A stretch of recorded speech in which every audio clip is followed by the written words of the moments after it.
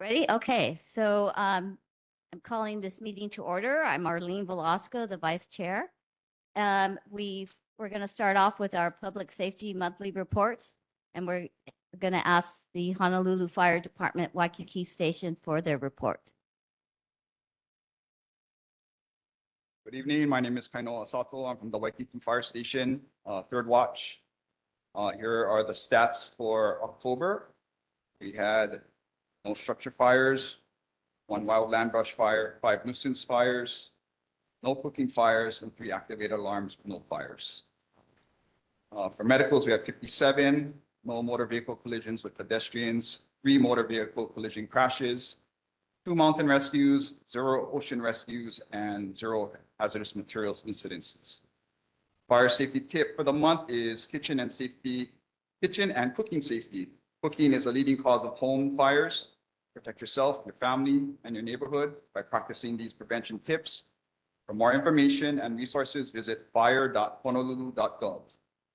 Stay in the kitchen while you're cooking. Do not leave cooking unattended. You must leave the kitchen, turn off the stove. Keep items such as oven mitts, wooden utensils, towels, etc. away from the stovetop, even when the stove is off. Never store items on top of the stove or cooktop and inside the oven. Keep a lid nearby to smother small grease fires. Smother the fire by sliding a lid over the pan and turning the stove off. Only plug one heat-producing appliance, such as a coffee maker, toaster, etc., in an outlet at a time, and create a 3-fold child and pet-free zone around your cooking area. Thank you very much. Any questions from the audience? I have one quick question. Yes. I know that there was an ocean rescue right outside of Kamuki Beach. Where does that get reported? That gets reported to the Waikiki one down by, well, I think that community center down there. Okay. Yeah. All right. We did respond to that though, but yeah, I mean, the stats will show up on there is just by the census tract and everything. All right. Thank Yeah. you. Any from the internet group? Any questions? Okay. Thank you. All right. Thank you. Winston, do you want to take over? We can't hear you.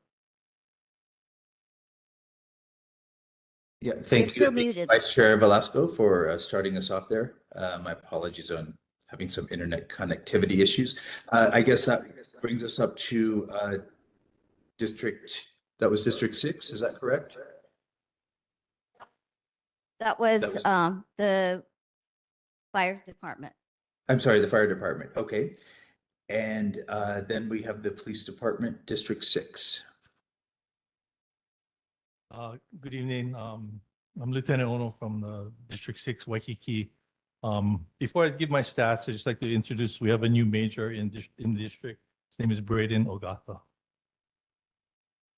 Hi, good evening, everybody. I'm Braden Ogata, brand new major in Waikiki. So just looking forward, I just want to come out and introduce myself to you all and just say hello and thank you for all you folks.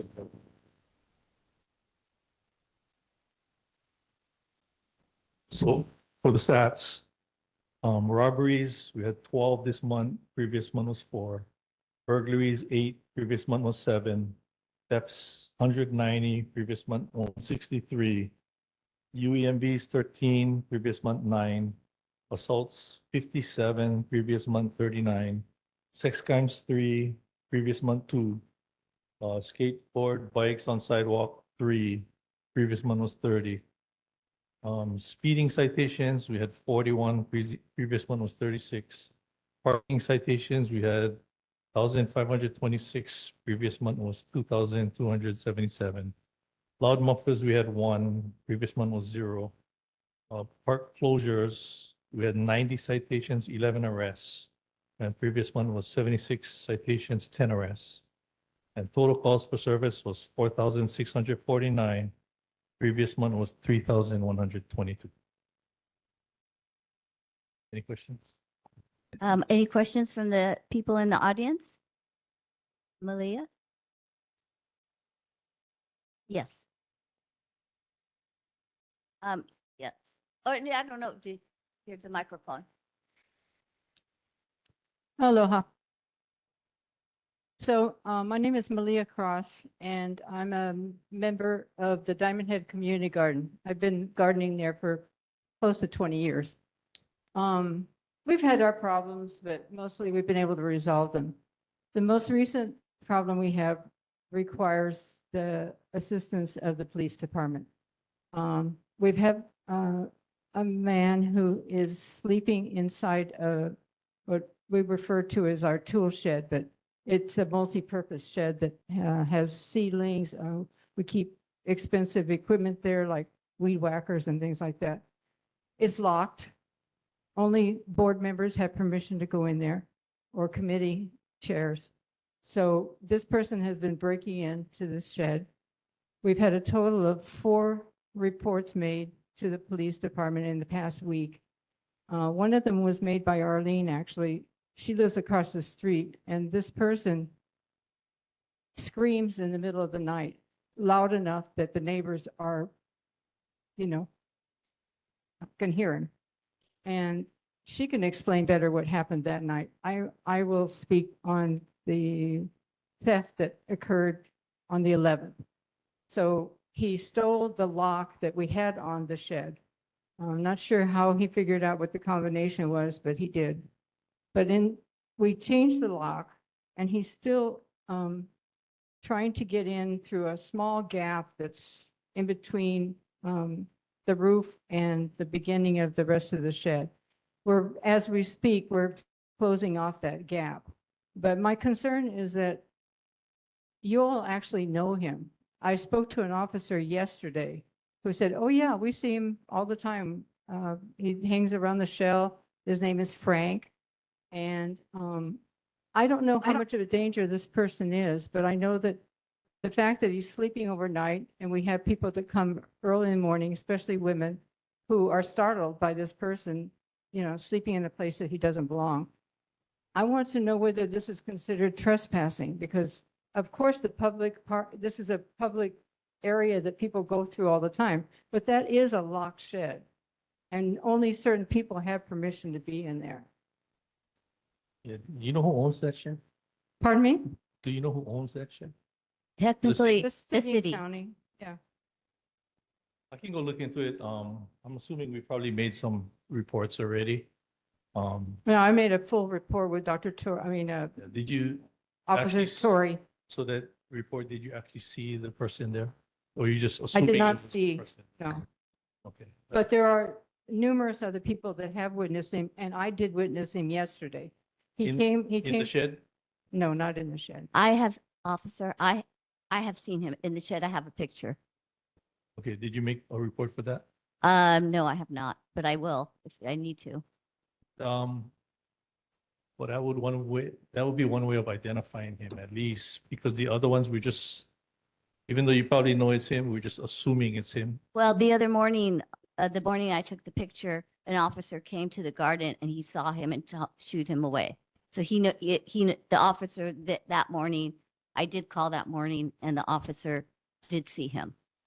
Okay, So basically what's happening now is that when an officer shows up and he's still there, they just shoo him away, which is fine, but he just keeps coming back. he's breaking. And he's urinating, and there's feces being found. I mean, it's just, there's vandalism going on. It progressively worse. I'll have a talk with other officers Okay. and I'll Yeah, I felt. get in touch with the night I- guys too. A make sure bit, they check. I felt the last officer I spoke to was rather dismissive. He didn't even take my name or anything, like, oh, we know the guy, he's around here all the time, and okay, but he's breaking into the shed and causing vandalism. I mean, this is not just someone just passing through, this is. Okay, yeah. One other question I have, sorry, this related to the garden, but there's a big cement-made obstacle that has been placed right at the entrance to the garden. And it's a place where we usually pull over to unload, garden supplies, things that are heavy, especially that I'm handicapped. Somebody has placed this. I'd like to know who was responsible for that. Maybe not in your Yeah. jurisdiction at all, but Well, I'm yeah, pretty sure it's not us. yeah, it's a big, heavy object. I mean, it's like, Yeah. I don't know, big. one of those barrier kind of things. Labeled or anything? Hmm? Is it labeled? Is it what? Labeled, like, No, it's just a yellow in color. Okay. I've seen them at other sites where they're doing construction work and stuff, and they're kind of barricading off is the it on area. Paki side or On the Paki Leahi? side. Paki? No, on the Leahi Leahi side. side? Okay. So, I'll go check. we've had an ongoing problem too with that whole street. I don't know if you know the history, but the city and county are in ownership of it now, but they have only allowed parking from Pualei Circle headed west. All the rest of it, all the way down to the end of that road is all barricaded with these, I don't know what they call them, but something you cannot pull over. And I don't know if it's necessary to do that, like who do we address about those kind of things? Yeah. Like for us, we don't do any of that, so I would Yeah. imagine it's probably, yeah. Department of Transportation. Okay. Well, that's all. That's just mostly my concern about this intruder that we don't know what he's capable of, especially if he's screaming in the middle of the night, Well, I'll have the guys make regular checks. Okay, yeah, well, that's what I was hoping. The last officer I spoke to, I said, well, is it possible that you could send a patrol like once a night, just if he's still sleeping in the shed at that moment, you could get him out? And he said, oh, no, you would have to go through city and county and have to go to a major. And it was like, so discouraging. It's like, A little tricky down because the city owns it, yeah. yeah, So it's city okay. property. But we would appreciate any help you can give us. Really good. Okay, thank you. Thank you, Malia. Are there any other folks in person that have a question for District 6?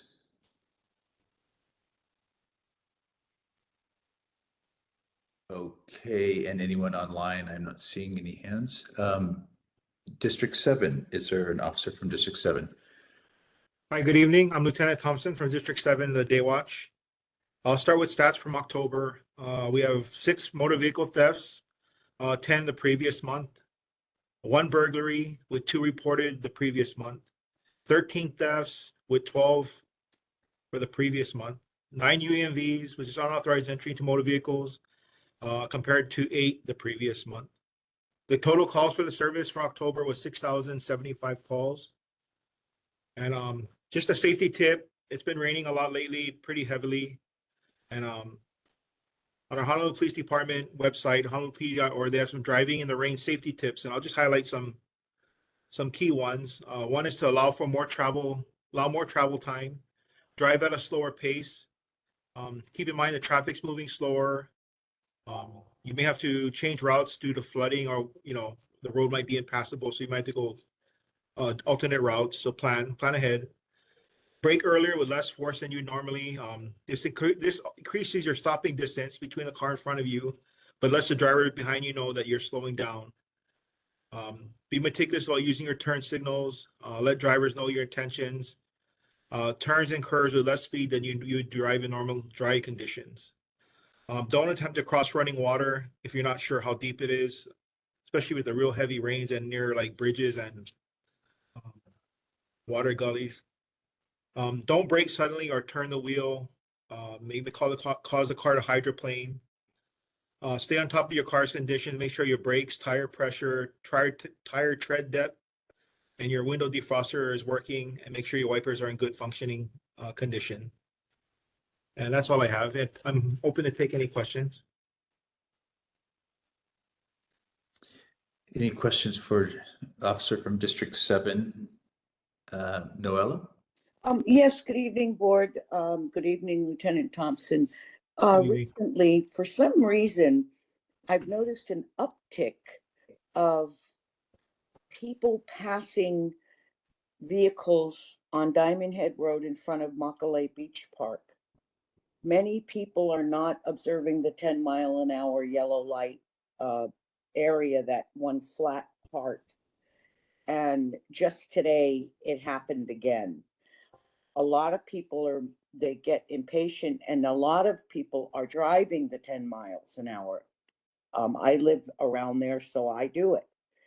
And people are impatient, but they're passing right in front of the beach park, and it's sort of curved. You've been there a million times. Yes. And you cannot see if some car's speeding up from Kapiolani Park. So with that said, I would ask with all due respect, and I think the board would agree with me, especially those who live on this particular straightaway. Would you please help us get some speed humps out there? I endorse you guys to help us with the Department of Transportation for the city and county and the state, whoever. We just need them there at this point because passing on that is very, very dangerous. I'm sure you know that. Thank you very, very much, Board and Lieutenant Thompson, for allowing me to tell you about that. Yeah, it'll be noted. I'll have the officers make frequent checks about concerning that particular issue. They frequently get called to Makale Beach Park for parking, so I can help them check for the passing vehicles as well. Thank you very much. Thank you, Noella and Officer. Are there any other questions for the officer from District 7?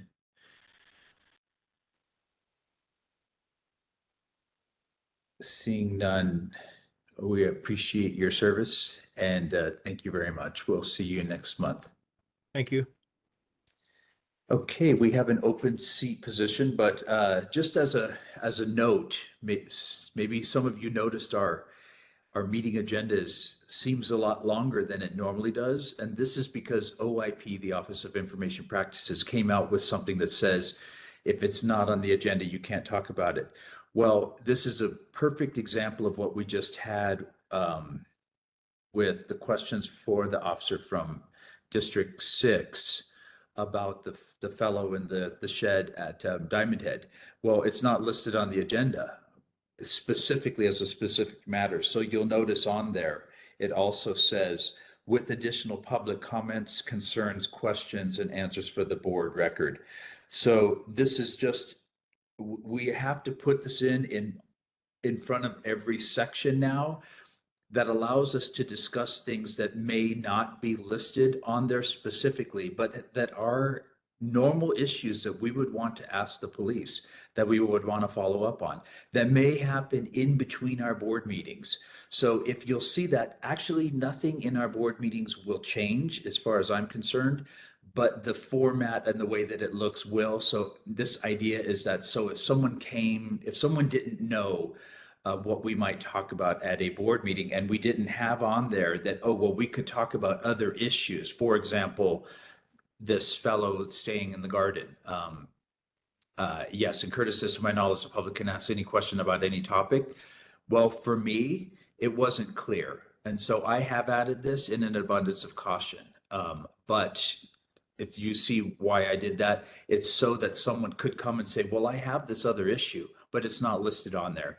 But for me, the OIP ruling was not clear. And for a number of other chairs of the neighborhood boards, it was also not clear. And I think we'll be seeing some further information coming out about that. But there won't be anything different in the way that we're running the meetings, as far as I'm concerned. It's just that the agenda was a little bit longer to cover all of our bases so that we can ask, have discussion, have follow-up as needed, as we've been doing all along. So I just wanted to, as a point of clarification there.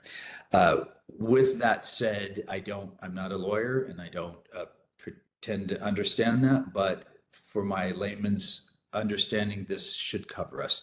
And if it doesn't, I'm sure we'll be hearing about it. However, let's go on to the next item on the agenda, which is Sub-District 3 board seat, Diamond Head, Fort Ruger, Kapiolani Park, Montserrat. Is there anyone interested in filling this position?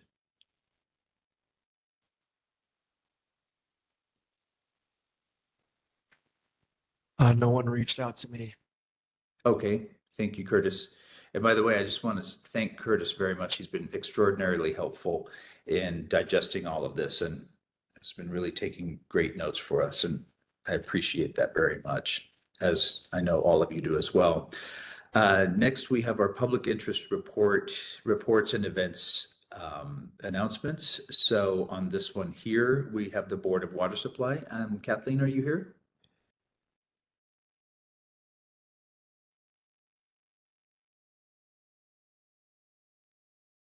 I don't think I saw anything from Board of Water Supply. Did you get No one in anything? person. Curtis? I'm sorry? I don't see anyone in person. Kathleen's not here in person. Okay, and I don't believe I got anything. So if I did and I find something, I'll bring it up later. But and is there anything from Dean Hoshiko for KCC? I believe she told me she would not be on our meeting this time until she had some further updates about the Culinary Arts Institute. Okay, then moving on, we have public and community concerns open forum. This is for topics and issues not listed elsewhere on the agenda. So with that, and you see we have a lot more information that's lower and, you know, under City and County of Honolulu, just to be a little bit more specific down there. But are there public concerns that are not on the agenda? And I see. Yes, we have a member Okay. person. Frank, if you want to go first, and then we'll go in person. Okay. I'm from the Mid-Pacific Roadrunners Club, and I wanted to talk about some races that we have coming up. And is this the proper time to do that? Yeah, this is fine. Thank you. Yeah, it was actually would have been just before that, but that's fine. Go ahead now. This is a sort of an event announcement, like a race Okay, I'm announcement. sorry. So yeah, please go ahead. So these are races we do every year, and they're coming up again in January and February of 2025. They both are staged at Kapiolani Park on Sunday mornings, and they start at 9 o'clock, and we're usually, I mean, they start at 7 a.m., and we're usually done by about 9 or so. The courses include Diamond Head Road around to the Medal of Honor Park. One of them is one race, the one in January, on January 19th is called the Chapson 8K Run. Begins in Kapiolani Park, goes around the Medal of Honor Park, and then back Diamond Head Road to Kapiolani Park. The second one is a 10K race. It's a little bit longer, and it starts in the park as well. Goes Diamond Head and also around the Medal of Honor Park, but then goes a little further into to, I think it's 20th Street or 22nd Street, and then sort of loops around and comes back to Diamond Head Road. So it's and okay, so both of that race is on February 2nd. Both races are part of what's called the Great Aloha Readiness Series to get people in shape to do the Great Aloha Run, which happens later in February. We've been doing this for many years. We usually have these aren't giant races. They're usually most about 200 runners for each one. It involves no street closing. There is some coning that happens on Diamond Head Road. And last year I noticed the police did sort of close off one lane for the runners. They closed off the lane sort of closest to the ocean, I guess. Mackay Lane. And I think it was closed for about maybe an hour and a half or so. We have police at every major intersection to cross the runners. We've completed applications for permits for the park and for the street and for having police there. So, and so we're here to just tell you about the race and to see if there are any concerns. Okay, thank you, Frank. I think you answered the question Margaret had about closing parking. Okay, You've got two. I'm sorry, I'm getting like feedback, so it's hard to kind of listen and talk at the same time. I have to keep turning off the sound. But closing off parking. I think given they must close off some parking around on Diamond Head Road because of the runners, but I'm not sure how much. It would be only on one side of the street. Okay. And do you have information that you could put about that in the chat? I'm sorry. So is there a specific place where you're concerned about parking? I think she just probably wonders in general, but around the park, she's saying. But if you have the route of the race, maybe that would help, or any information you have about that. If you have a link you could put into the chat, that would be useful. Okay, I have the maps for the race and I can do that. And yes, they do close the parking on one side of Diamond Head Road. Okay. And Curtis I is, guess in the park, it's still Kalakaua, but okay, and Curtis has put a link in there about some events and festivals, which is actually super useful. Thank you for that, Curtis. And I imagine that will be in there. someone asked in the chat about the race dates, so could I just repeat those? Sure. Okay, one is an AK run, and it is on January 19th. That's a Sunday morning. The second is a 10K run. It's on February 2nd, also a Sunday morning. You know, February 2nd, February 2nd. that's not listed in what Curtis just sent over. He has February 4th, which is a Sunday for the Johnny Farber 10K run. Is that what it is? That's what it is. Okay, maybe it's the 4th. You know, it was the 4th last year. I think it's the 2nd this year, but I'll check the date. Let's Okay, see. well, if it's on a Sunday, we'll just figure it's that first Sunday in I February. just checked my calendar, Winston. It's the 2nd. It's the 2nd. Okay, so the city's website is off on that. Okay, and what was the other date, Frank? The other one is January 19th. It was the 21st last year, so maybe you have last year's dates. It's called Chapson. Oh, yeah, you know what? These are last year's dates. Yeah, thank you. The 19th is on a Sunday in January. Oh, yeah, thank 2025. you. Yeah, what Curtis put in was 2024, so maybe that'll be updated in 2025 here shortly. Okay, thank you for letting us know about that, Frank. And I imagine that if the lanes are closed, probably the parking's closed too, because how would you get your car out? Right. Okay, thank you. Are there any other questions for Frank? And seeing none, are there other public interest, public and community concerns, open forum? Yes, we have Laura? Go ahead. Yes, thank you, Winston. Just a second. I'm going to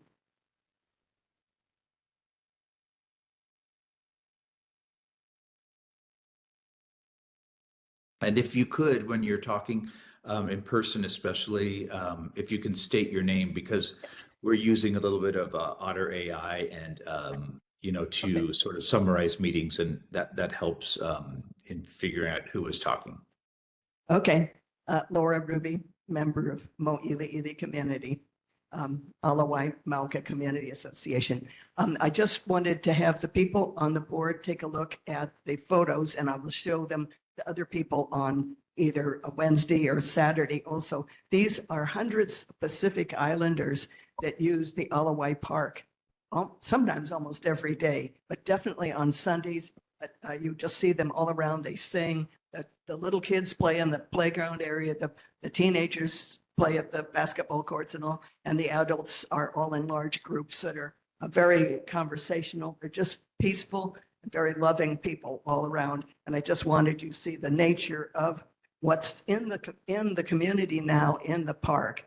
And this is by way of saying, would you please all come to the two events that are going to be held coming up next week on Wednesday at 6 to 8, and on Saturday from 10 to 12, I think, 10 to 2. Okay. But the main thing is, please come as community members to weigh in for your thoughts on what might be presented there, and come with your own ideas of collaborative work and how you can work with other people regarding the all the wonderful things that we already have in the park and things that might be changing in the park. Okay, thank you very much. And Laura, this is about and where is the meeting at, Laura, and the park in question? Right. Sorry, it's Alawai School. If you don't know exactly where it is, it's on Evi Street, but actually the address is Kamoku Street. That's because there was no street at the time the school was built. It was just, I don't know what it was, a dirt road. It was probably a dirt road. Okay, just a little background. Right. Okay, thank you. Thank you. Thank Thank you, Laura. Are there any other folks in person who have a public or community concern? I do, Winston. Go ahead. This is Arlene. Yes, I'm concerned about what's occurring along the coastline from Waikiki towards the Diamond Head side. It's the area in front of Barefoot Cafe is collapsed. The walkway there, there's also another collapse at Makalei Park. And there's been another collapse at the address. I just checked it out last weekend, 3003 Kalakaua. There was an emergency, lack of a better, big pipe put in to shore up the seawall that was collapsing there. And there's at that point of collapse, there's maybe 10 feet of earth before the condo foundation starts. So I'm very concerned about what is happening along that coast. And also saw another condominium that's actually built on the sand, which is right next to Makalei Park towards the Eva side.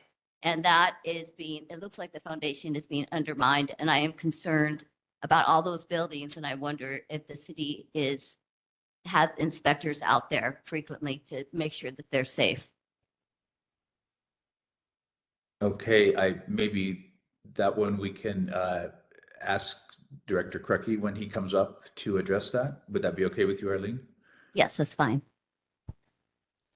Okay, thank you. Are there other folks who have a community concern out there that wanted to be brought up? Okay, hearing none. We have a resolution for board action, but do we have a quorum right now, Curtis? I do not believe so. We can do a roll call if you want. Yeah, let's do a roll call. All right, doing the roll call. Allen. Here. Boydell. Here. Online. Decker. Decker, are you on? Member Decker, are you online? See him online. Dan, are you We'll here? wait for a response. Hasina. Absent. Khan. Absent. Knight. Online? Here. I'm here. Thank you. Matson? Absent? She's on Murchie? her way. I'm here. I just got a Online. call from her. She's on her way. Murchie is online. St. Dennis in person. Velasco in person. Welch Here. online. Witzel? Absent. Wong. Bruce Wong. Absent. Linda Wong. Absent. Contingent on Member Decker, could you please respond? Member Dan Decker. Well, given that, so we need either. You have eight with Decker, but only if Decker is present. But Then I'm gonna, No I'd response. like to just move on to this one and maybe come back to this a little bit later if we get a quorum. There's no sense in going into it now. We have we have a couple presentations here, and some of these are.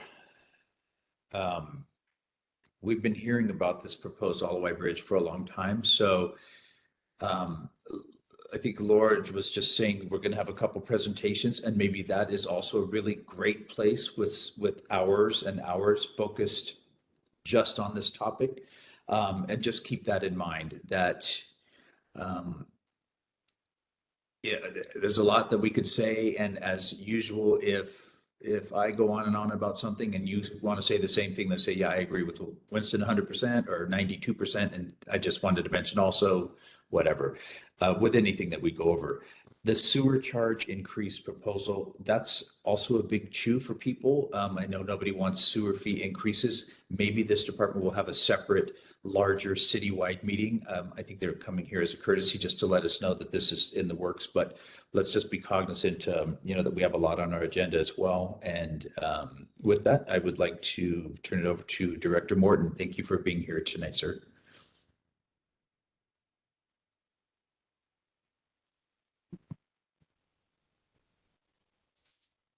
Peter Garino from the Department of Transportation Services. I want to thank the board for giving DTS the opportunity to present on the Alawai Bridge. Director Morton sends his regrets. He's at a different public meeting tonight. So I'm the project manager for the Alawai Bridge. And we have released just last week, actually, a press release announcing some additional public input that we are seeking on the bridge that Laura was kind enough to go through. And one of the changes we've made to this bridge since perhaps last time we came here is we are advancing the bridge procurement using a design build approach.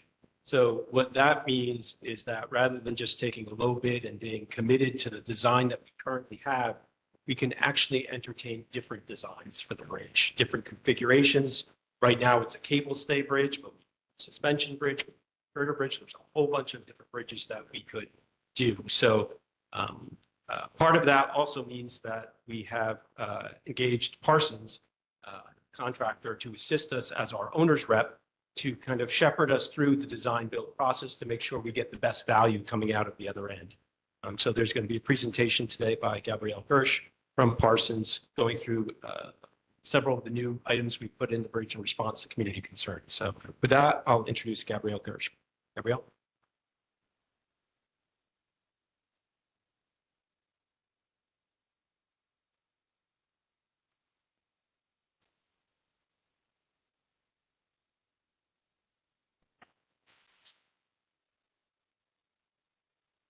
Thank you, Pete. Sorry, I'm going to try and navigate this and talk into the mic at the same time.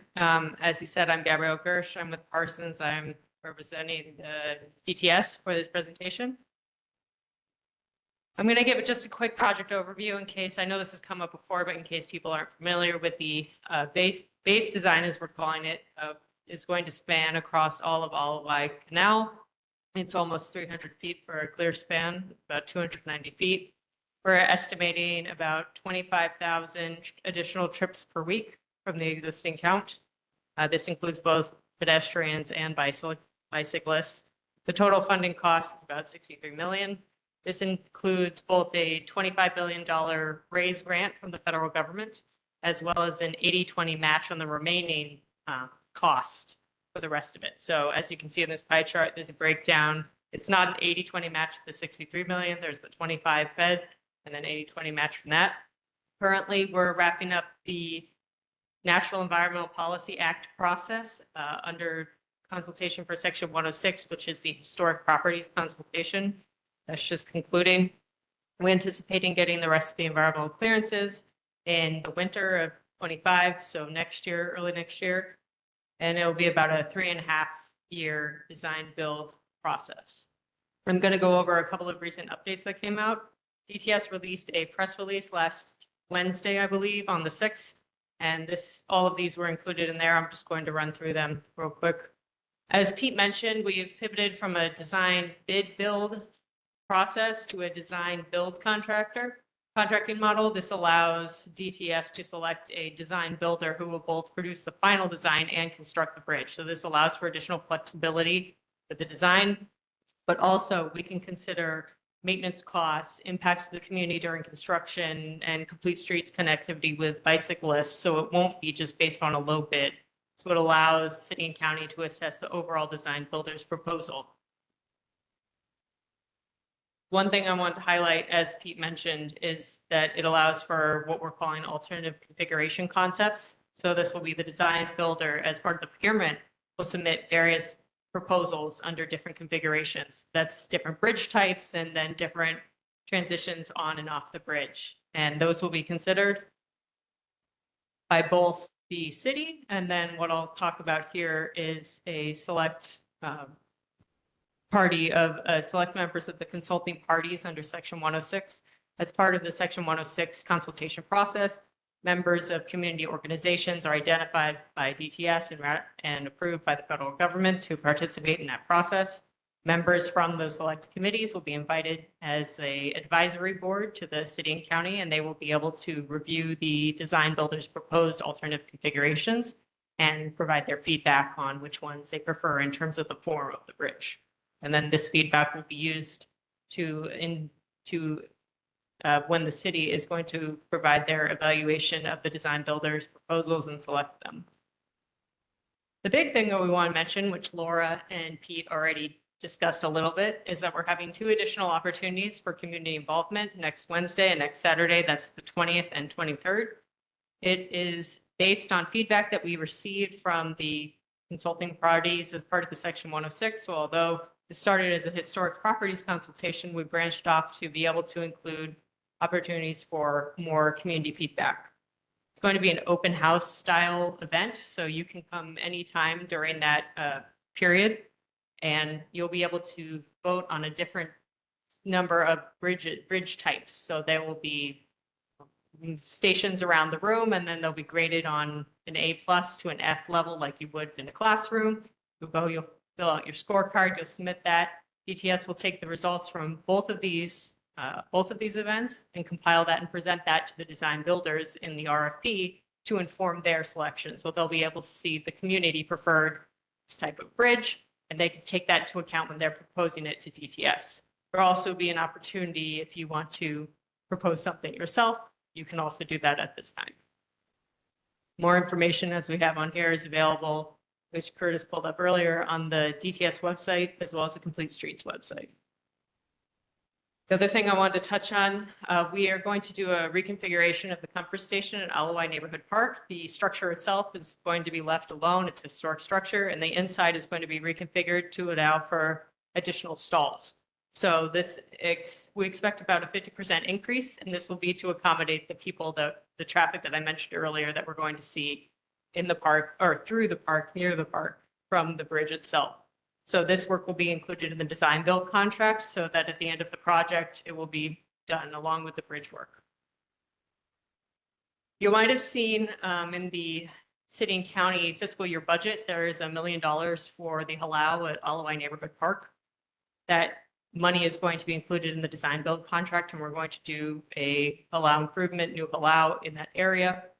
And one benefit that we get grouping it with the design build is that it will allow for hopefully a better price, because the design builder would be able to do the work while they're there. They don't need to do additional mobilization. They can do the design and the build in conjunction with their other work in the area.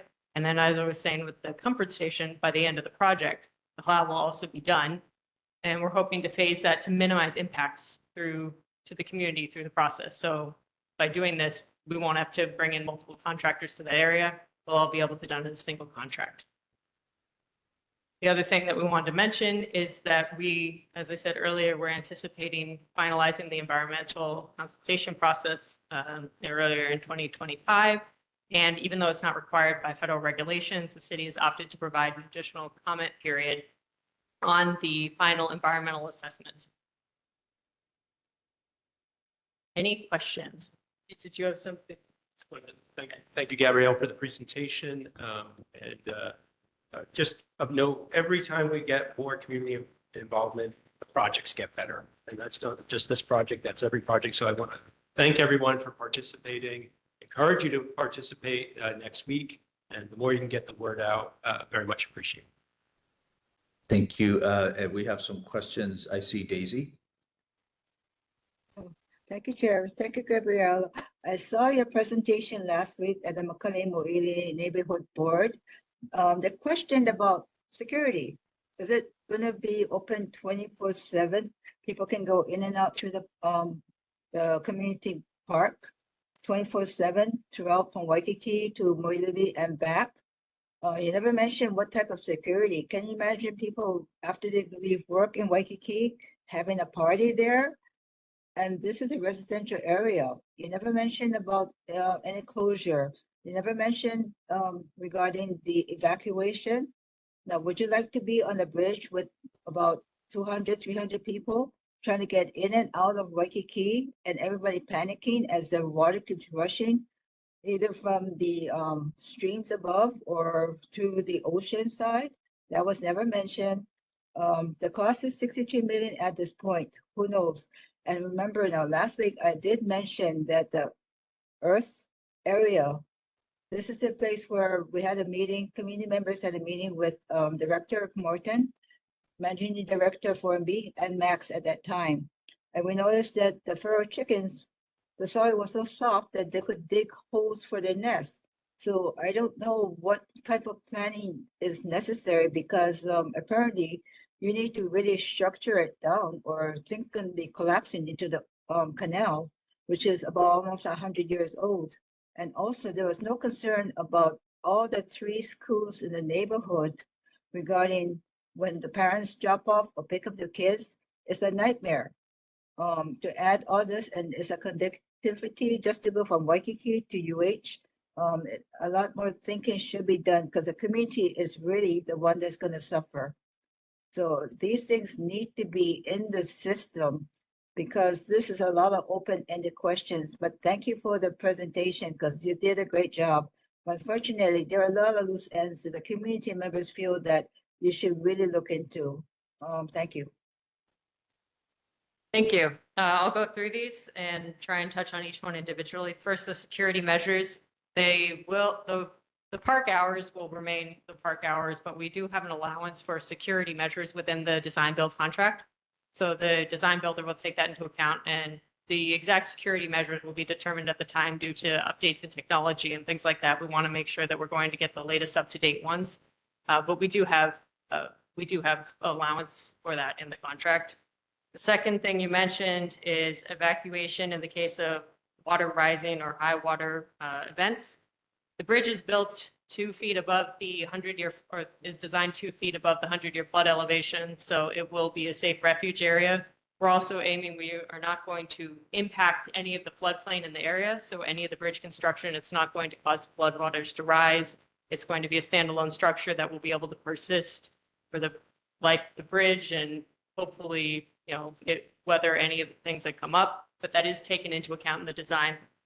The next thing you mentioned is the cost. As you said, we have our estimate. When the design builder's proposal comes in, it will be one of the elements that we assess when selecting the design builder. The soft soils that you're concerned about, we do geotechnical borings and geotechnical design for the bridge. We've done initial borings on the ground in that area, and the bridge that you're familiar with, the cable stay structure, does have a base design that we're using that does take that into account. So it is taken into account the soil types there, and if the design builder may elect to do additional geotechnical borings before they do the final design, but that is taken into account when we're doing that. The next thing you mentioned was, I guess with the other soft soil you talked about, worry about collapsing into the canal. The bridge will not impact Alawai Canal, so it's going to be built as an independent structure from the canal. The next thing you mentioned is school pickup and drop off.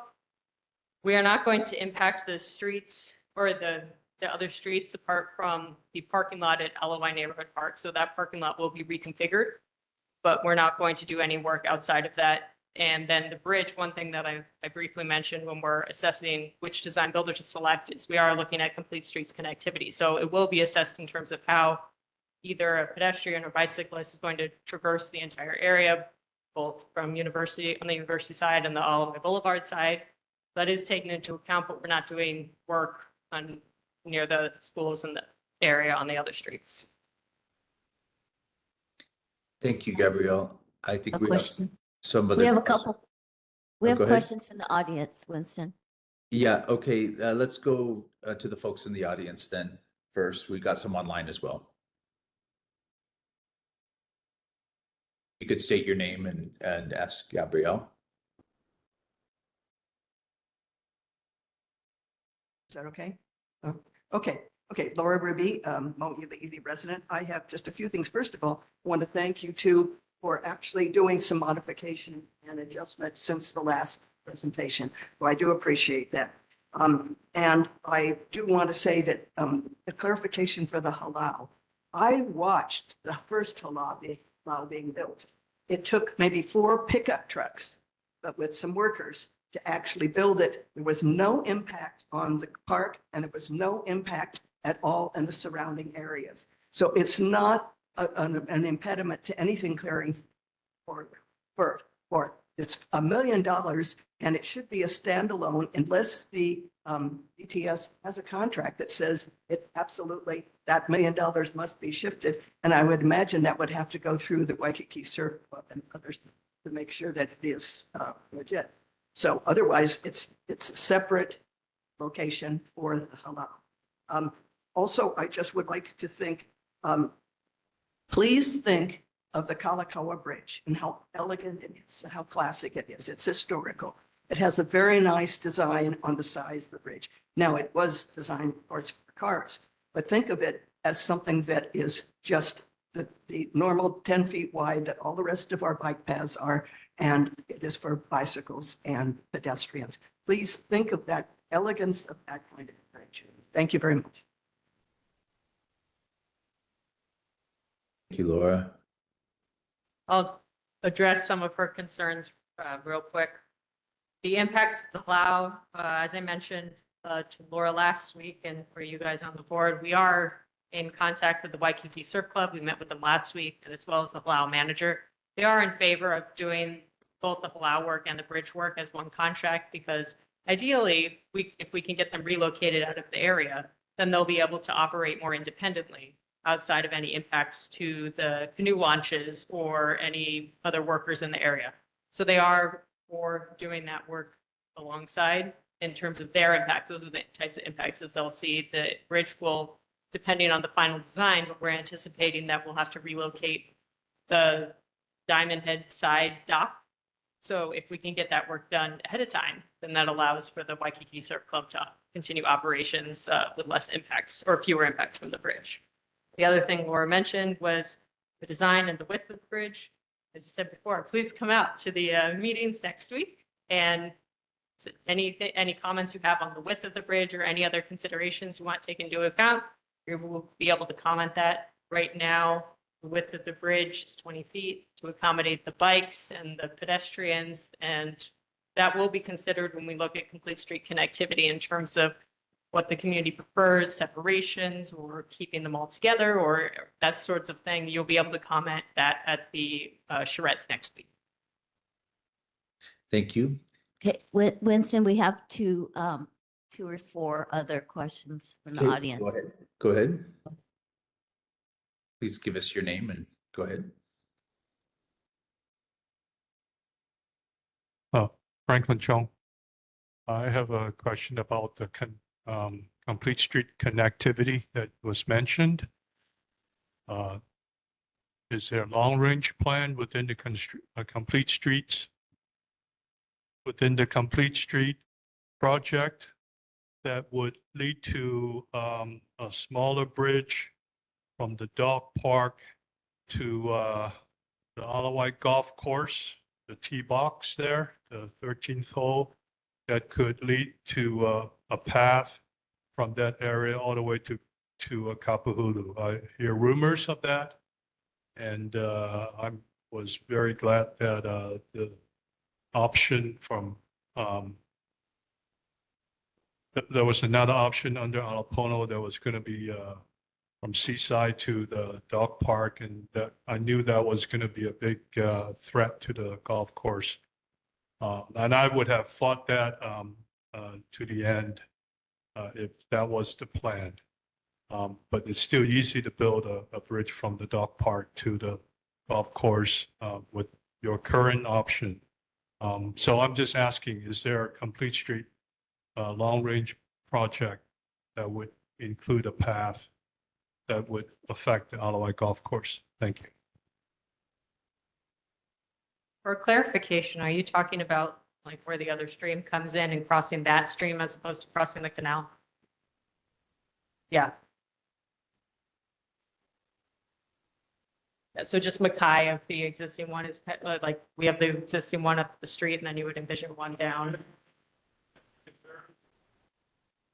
Okay. Okay. Right now, I'm not aware of Complete Streets electing to do any projects like that. If you want to come and, like I said, at the charrette, you can make a comment that that is something you want to consider, either connectivity at that area or connectivity to that part of the bike path would be something. If you say we want to make sure that we can tie into this area well, would be something you. Oh, you don't want. No, that's good to know. That's why we want public input. This is the exact type of thing we want to hear. So if you want to put any, when you're grading the bridges, there's options to say, I like this about it, or I don't like this about it. So please do come and say specifically, this is something that I want considered, or this is something I do not want considered. So you will be able to take that into account, and we very much appreciate the feedback. Okay, thank you, Franklin. And we have another audience member live. Yes. Hi, I'm Tina Grandinetti. I recently elected representative for Kapahulu-St, Diamond Head, Kahala. And I use the park a lot. So, and I went to a previous meeting at Alawai Elementary School. So I'm really grateful and excited that we're kind of walking the process back a bit for more community input. And I was just wondering if you could share a little bit about what other community outreach efforts you've been doing, particularly because at the last meeting I went to, there were lots of, residents of the condos surrounding the park.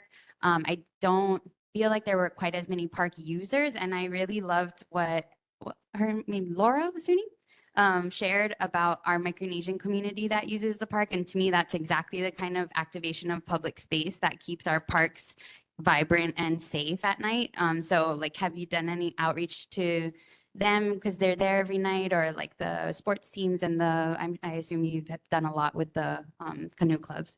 Thank you.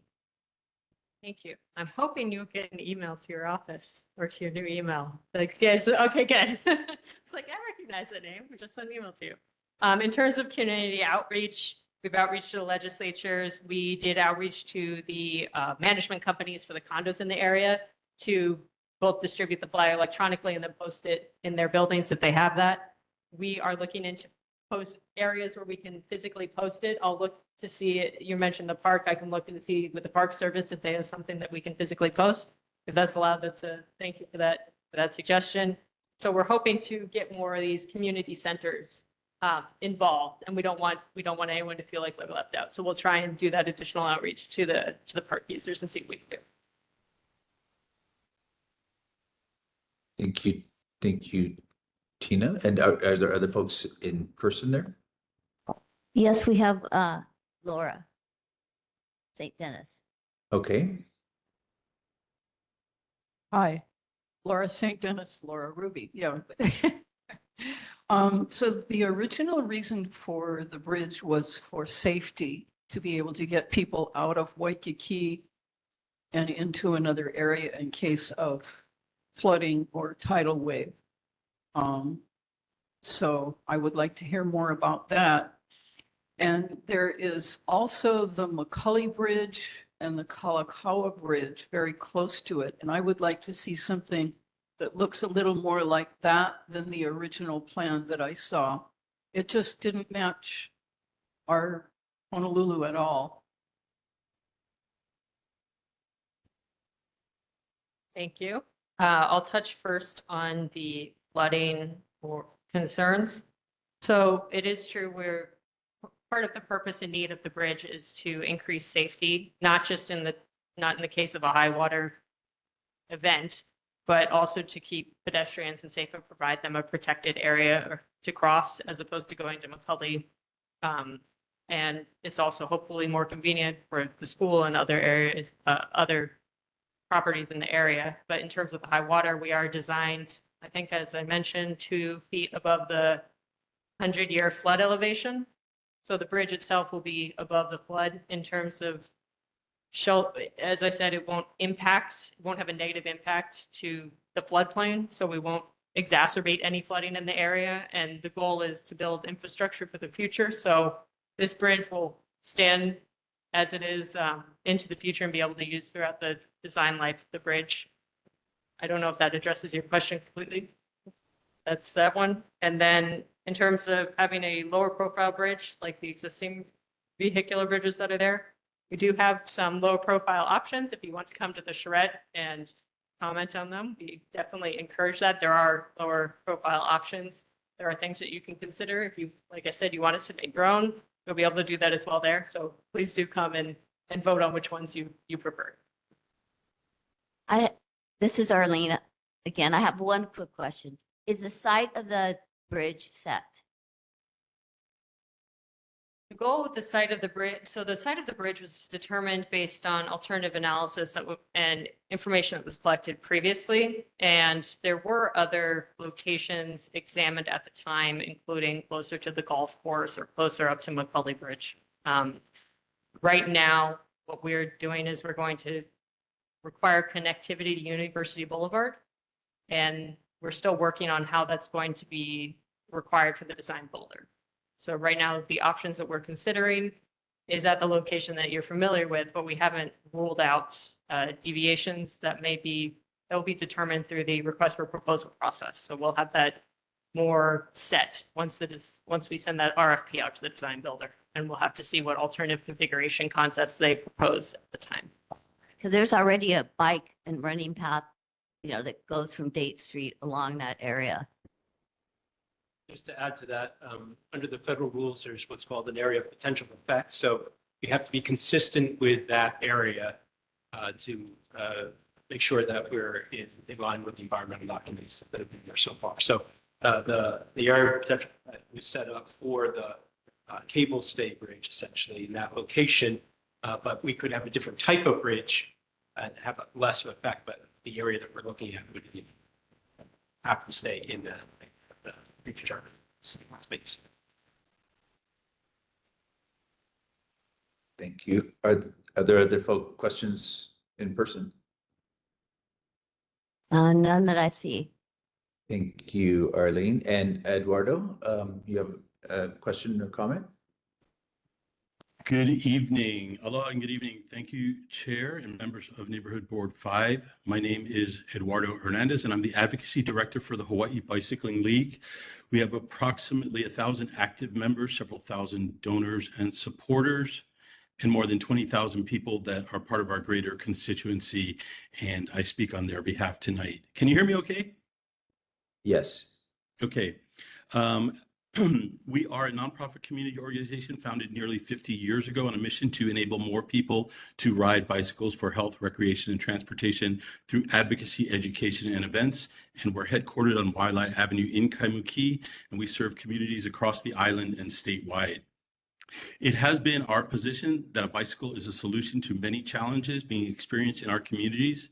For families struggling with the cost of struggling with the cost of living, a bicycle offers affordable transportation options. For small business owners, bicycle infrastructure is proven to boost spending.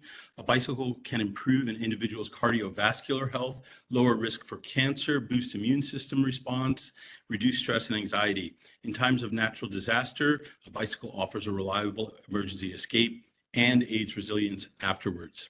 As we adapt to a warming climate, walking and bicycling are cornerstone to achieving constitutionally mandated greenhouse gas reductions. Over the past 20 years, Honolulu has been on a path to deliver these solutions. In 2006, voters overwhelmingly adopted a charter amendment requiring the Department of Transportation Services to prioritize making Honolulu a pedestrian and bicycle-friendly city. That was, I believe, by 74%. In 2012, the City Council adopted Complete Streets Ordinance, and I put a link in the chat for that. In 2016, the city published its Complete Streets Design Manual. In 2017, Beaky Bike Share launched, becoming one of the most popular systems of its kind in the nation. Under this administration, we've seen a strong commitment to informed and inclusive planning with the city's pedestrian and Vision Zero plans, as well as the Oahu Destination Management Action Plan. And together, these plans are creating vibrant, safe, and accessible streets, parks, and bikeways for people of all ages. In the Alapono Bridge project, there's visionary and compelling action to create a world-class structure that aligns with the city charter, Oahu's Destination Management Action Plan, neighborhood needs, and equitable transportation policy. On behalf of the league, we applaud Mayor Blangiardi and his team for helping to deliver solutions that focus on health, wellness, the economy, and the environment through the transparent planning processes that we've discussed tonight. So thank you for the opportunity to speak tonight. Thank you, Eduardo. We've got a couple other people online. Michelle?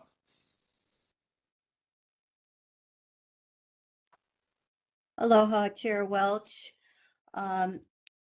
I have been monitoring this situation along with others for several years now.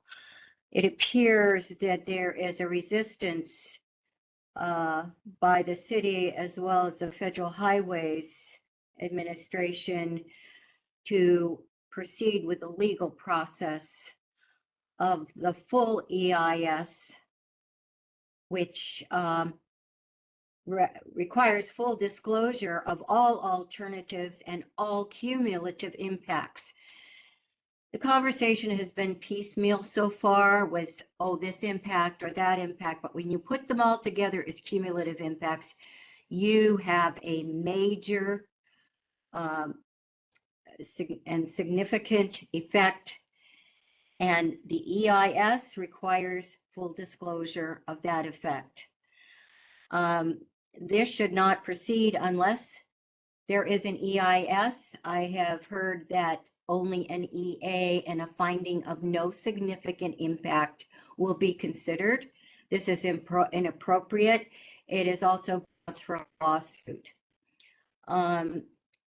The major alternative, which was considered by the city originally, was the McCully Bridge. The city then went after federal funding and deleted two major road projects from federal funding through OMPO to fund the beginning of this bridge planning process and secure federal funds. The McCully Bridge, it is a historic bridge.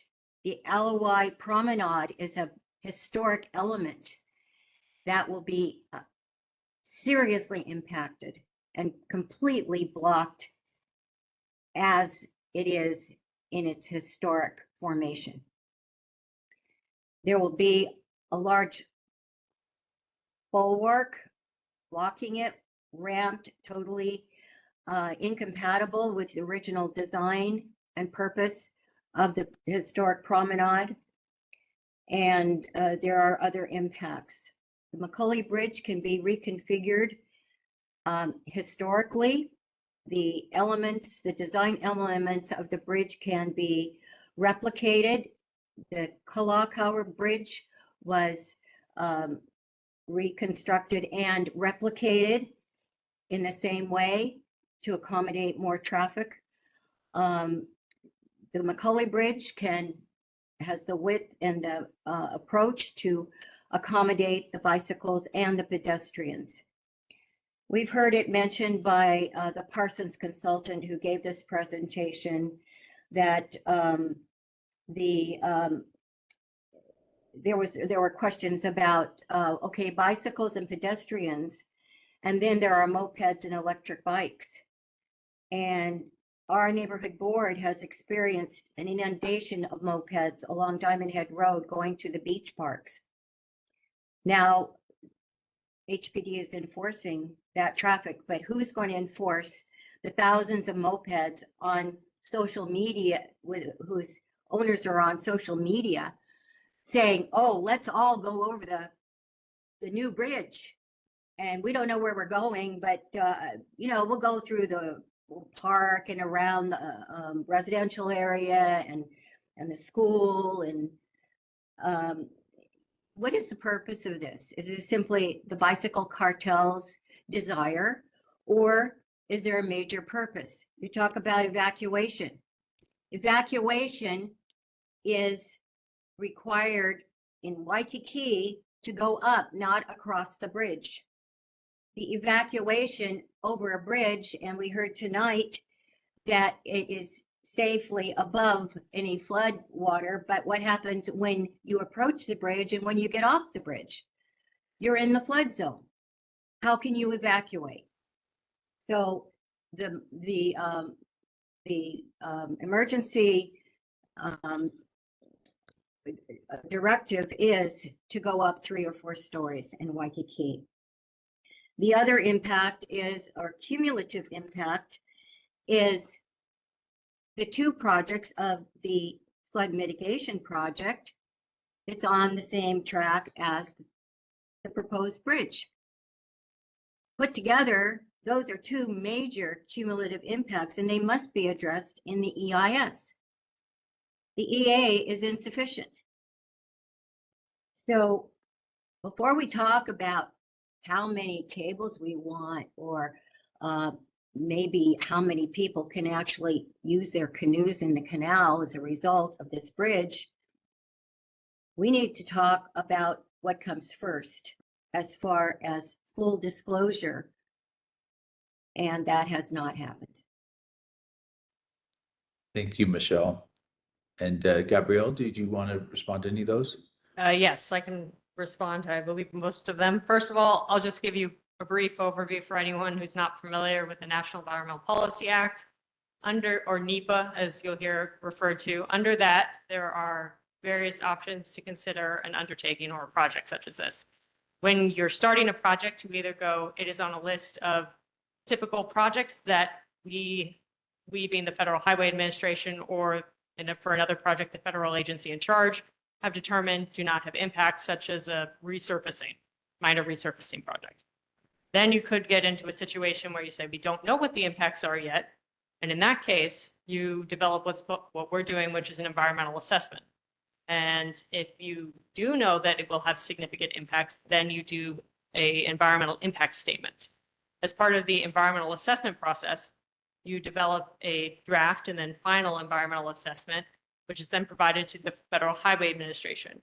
They, at that time, will take the documentation and the impacts that are assessed, which do include cumulative impacts. The environmental assessment does not individually assess impacts and consider them separate from each other. If you look at the document, it does take into account all of the impacts. It lists visual impacts, as I mentioned, the historic properties, endangered species, things like that. It's all listed out in the environmental assessment that's provided to the federal agency, and the federal agency at that time makes a determination that either additional impacts need to be identified and discussed in an environmental impact statement, or a finding of no significant impact, or a FONSI, as you alluded to, is issued.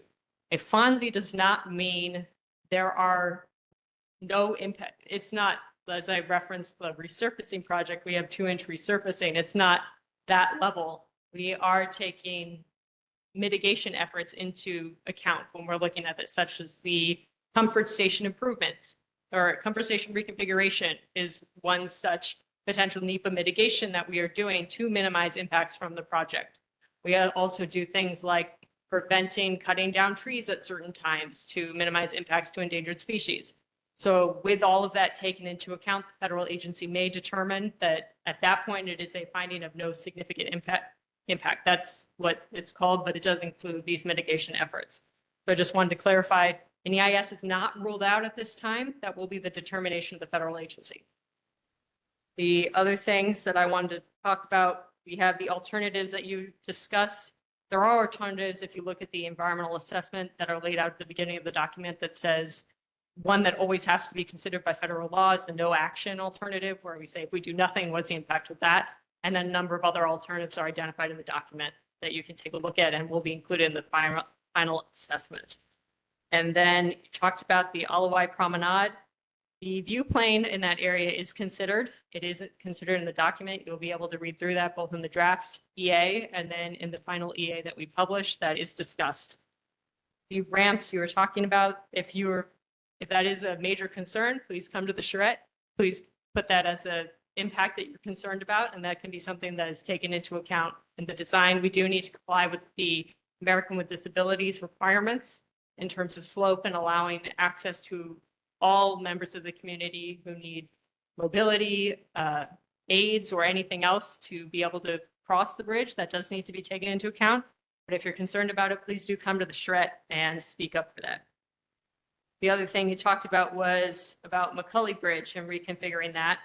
One thing, the purpose and need of this bridge is to provide safe crossing of Alawai Canal from Mo'iliili into Waikiki and to connect those two communities for bicycle and pedestrians. The McCully work that you're mentioning, for one, it's outside of the scope of this project. Any work on McCully Bridge would be a different undertaking by DTS.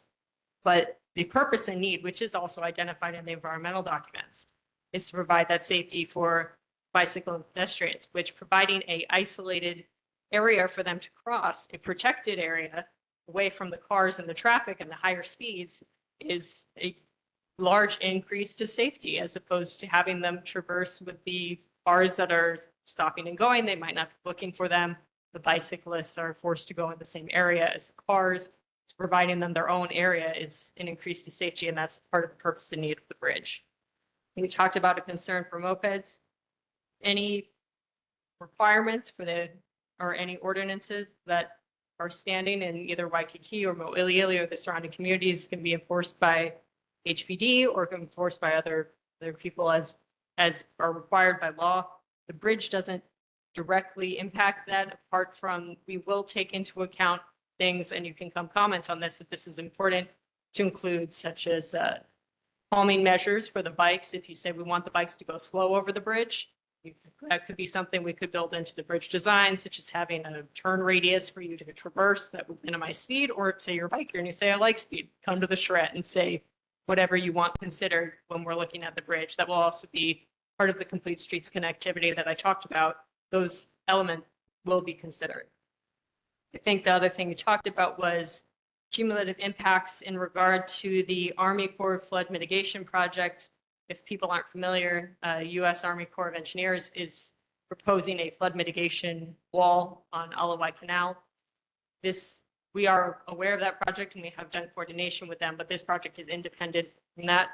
The goal is to design a project that will be able to stand apart from that wall.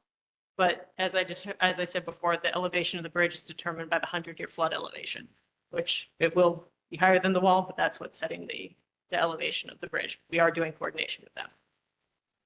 So the bridge elevation, the low port elevation of the structure, is determined by the 100-year flood elevation. That's the governing element that we're considering when we're setting that minimum height of the bridge. However, since the Army Corps is also using the 100-year flood elevation to set their wall heights, both of those projects will end up working well together, because we're both considering that flood is the elevation that we need to meet. So we'll be building the bridge to go over the wall. There won't be impacts on that side. So that's what we're aiming to do. It's not that we're saying the wall is this high and we're going to go over it, but we're both using the same baseline to determine that we will not impact the floodplain. So we're both using that same elevation as our design basis. Thank you, Gabrielle.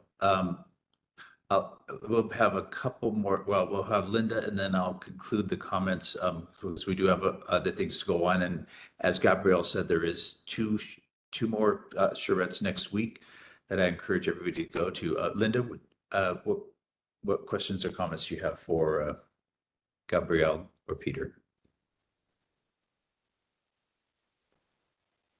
Unmute. Okay, I unmuted my mic. Yep. I'm against the bridge over the Alawai. I think that, well, actually, an EIS to me is really needed. And if they don't have it, and let the government decide, the federal government, these things, complete streets, the federal government pays for it. So I think that's why we get a lot of these things. And, you can't have one way to do things that's supposed to cover all the states in the United States. And Hawaii is a special place. It's different from all the other states. We're in the middle of the sea and we have our own heartbeat. To me, you're killing the goose that laid the golden egg for tourism. To me, it's going to be a big traffic mess, and it will take away the beauty of the Alawai. You can get out of Waikiki, and it's busy. I go over at least twice a day. So you're going to put a bridge in the middle of it. It just doesn't make sense. There's other things to consider, and I won't take the time to list them all. But I think that upcoming meetings that they're having, I don't know if somebody's already stated when they are and where they are, but that would be of utmost important. Mostly the city, I don't know about this administration, but in the past, city or offshoots of these charrettes, they just show you what they're doing, tell you what they want to know, and then they chop us up in groups, and then there's no time left for reports. The way we did it with DPP, to be honest, was really good because DPP would take our comments into fold, and they would listen to us. So it seems like this is just really being ramrodded through. And a lot of the people that are longtime members really aren't for this. Thank you. Thank you, Linda. Okay, I'll address your comments real quick. The EIS, I'm not going to touch on again, as you said, the determinations by the federal government. I did want to touch on your concern about complete streets being a federal initiative versus a local initiative. So the Federal Highway Administration does have, things that they champion, but the states and the city have taken into account and developed complete streets plans of their own. So they've taken this idea that was championed by the Federal Highway Administration, but we do have that on a local level. The Complete Streets team is a city and county team who is working to develop that tailored for Honolulu. So it's not coming from someone in another state. It is developed by the city and county. And then I'll just reiterate, and the information is also on the website. The meetings are next Wednesday, November 20th, 6 p.m. to 9 p.m. It's an open house style. And the Saturday one is 10 a.m. to 2 p.m. So the intention with that is we will have stations around the room with various bridge alternatives. You'll have a scorecard, which you can rate them A+ to F. We can also have comments. So it will be up to you. You'll be able to take as much time or as little time as you want. You'll be able to fill that out. We also have a station if you want to make additional bridge types, and you can draw that and say, this is what I want. And people can say they support it or not with a vote. And so it is intended to be a very collaborative process. We do want your feedback, and we will take all of that feedback, we'll compile it, and we'll provide that to the design builder with the RFP. So the intention is not just to push our design through. We want to really make sure it's a community effort. We want your feedback. We want to make sure that whatever we're considering when we do get design build proposals are based off of that feedback that we receive. So it's not something that the city is going to push through. So I don't want you to get that impression. So please do come and encourage everyone who wants to come to attend. That is something we're definitely looking for your feedback. I think the people that attend the meeting should be given a voice to say what they think to the other members that attend the meeting. And hopefully that will be given a chance there. I had a couple comments or questions, if I might, Peter and Gabrielle. First of all, thank you for coming tonight.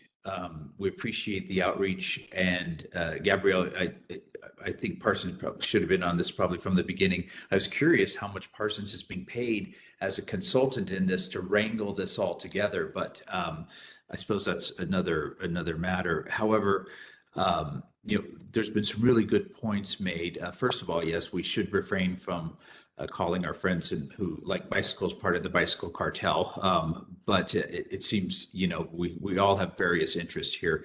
That said, this board has taken a position from a number of years ago when this was first presented as an emergency access route. And at that time, it was said it was going to be for vehicles, fire trucks, that they could go there. Then it morphed into the bridge, and then it morphed into this idea of escape from Waikiki in a flood and that sort of thing, a typhoon. So the public has been sort of, whipped around, and the original design was this low-rise design when it was originally presented. Mm-hmm. And then, as Mr. Hernandez said, we have a international signature piece or something like that, which is the cable stay bridge, which the community, I think, is has basically said this is a non-starter, no Yeah. matter what's done here. But and I think to Linda's points that these charrettes that have happened, these things where we go, we sit, we're divided into groups, no feedback really ever happens. In the EA where literally that was just such a massive document, anybody that was able to follow it, great. But so many people were not consulted about this, and the comments that have been submitted so far, I think many of them have not been addressed at all in this time. And to Michelle Matz's point, the cumulative effects really demand an EIS. And if you have a really sturdy, stable project, it should be able to pass an EIS. Is a community, I think, understanding on that. Why fight the EIS? We've lived with a long time.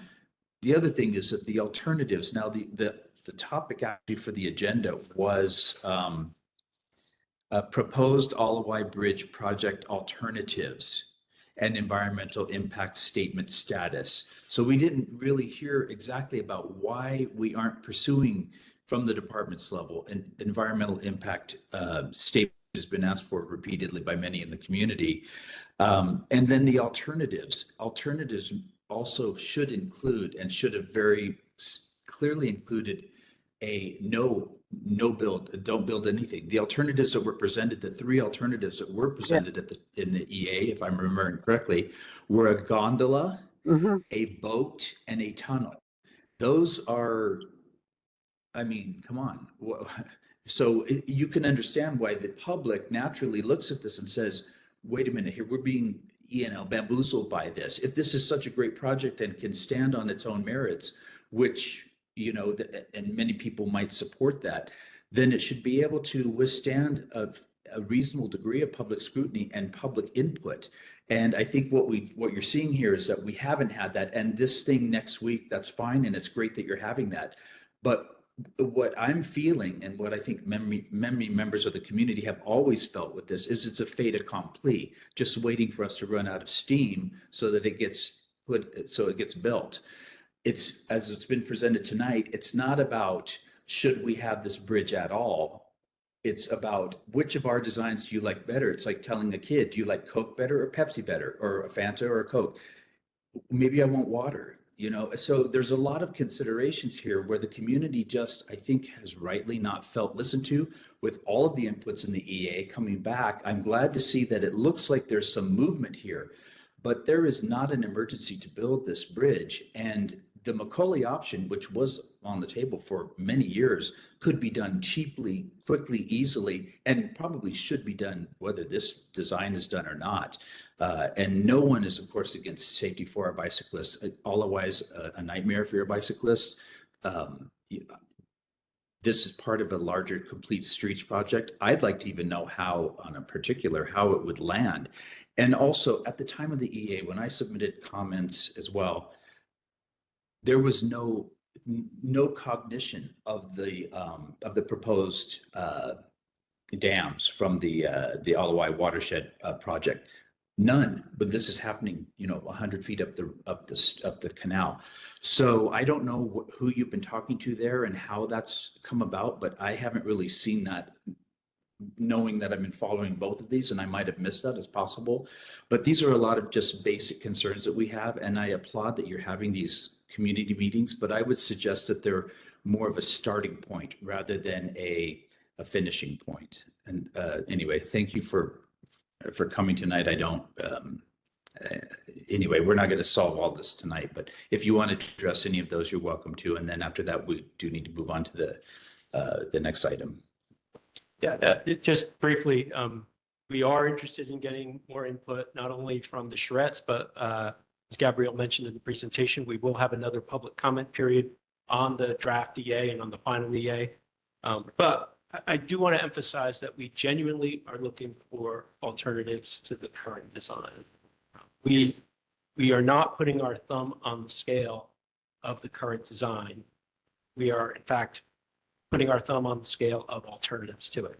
So we're looking for to encourage and get the feedback from the community, and then get the proposals from the contractors for something different. You know, there are ways to encourage those that propose to look at different alternatives and give us things that are not what we call the base technical concept, and we're pursuing all of those. So appreciate your comments, but that's where we're at. And could you address Lynn- about the EIS as well, just as a follow-up in that? Is this something that, why aren't you pursuing it? So the EIS is not something we're pursuing.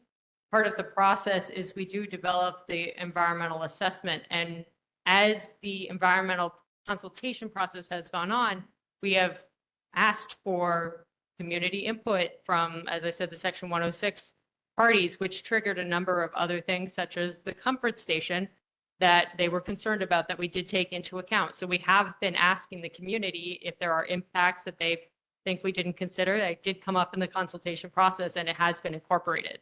So all of that feedback that we've received throughout not just the Section 106 consultation process, but the other, elements, as I mentioned, endangered species and things like that, will be included in the final EA. And then at that point, the Federal Highway Administration can say whether they think that we have if we have encompassed all of the impacts or not, essentially. And we have been making an effort to try and get, if you feel that there's impacts that aren't being considered, we've tried to facilitate that feedback. And like I said, these things that I presented today are a direct result of that community input. So we are trying to recognize the impacts that the project is having fully. We are not trying to ignore any of them. That's not the intention of doing an EA. It's just the policy process. The other thing I wanted to touch on real briefly is a no action alternative is in the EA. It is required by law to be considered. That is the only alternative that is required by law to be considered. So there is a no action alternative in the environmental process that is there. Winston, Senator Hara wants to say something. Okay, yeah, please go ahead, Senator Ihara, and then we'll move on after that. I've been to charrettes. It's a pretty good process. And so I understand you're now calling it a charrette now again. So it is a charrette. Okay, so is there a video or something that people could, so that we can get into the mood of the charrette? Because a charrette is, it's more collaborative. And so we're used to having to fight. I represent Malka area, and they felt that they have not been heard. And now I think you're indicating that you're going to listen. So ready to avoid, include all the impacts that you can. So is there like who's trained in charrette, or is there a video or an example that you use so that some of the leaders can look at it, that way you can kind of like get people into the charrette followed? One thing I'll say, and perhaps we can talk offline as well, if you have things that you would like the community to, that's why also we're calling it a charrette workshop, because we recognize that word might be unfamiliar to many people. If you have things that you feel the community should be informed of ahead of time, we are including a brief project description. But if you do think that there are things that they need to be aware of or better educated on before they come to the charrette, please let us know, and we'll work on that. The process of how it works. Mm-hmm.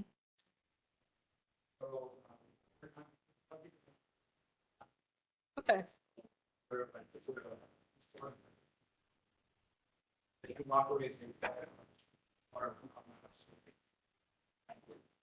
We can post additional information on the website and then try and distribute that so people are a little bit more aware of what they're walking into. We'll do that. Correct. Yeah, it's definitely different. So we'll take that into account, and we'll try and update the website with additional information so people can understand what they would, if they're going to attend, what that's going to look like. So we'll post that. Thank you very much, Gabrielle and Peter, for coming tonight. We really do appreciate you. We're a harder crowd, but and if you could email those invitations to all the board members in the surrounding neighborhoods, that would be especially useful as well. But with that, we are out of time and have to move on to the next item. I'm sorry.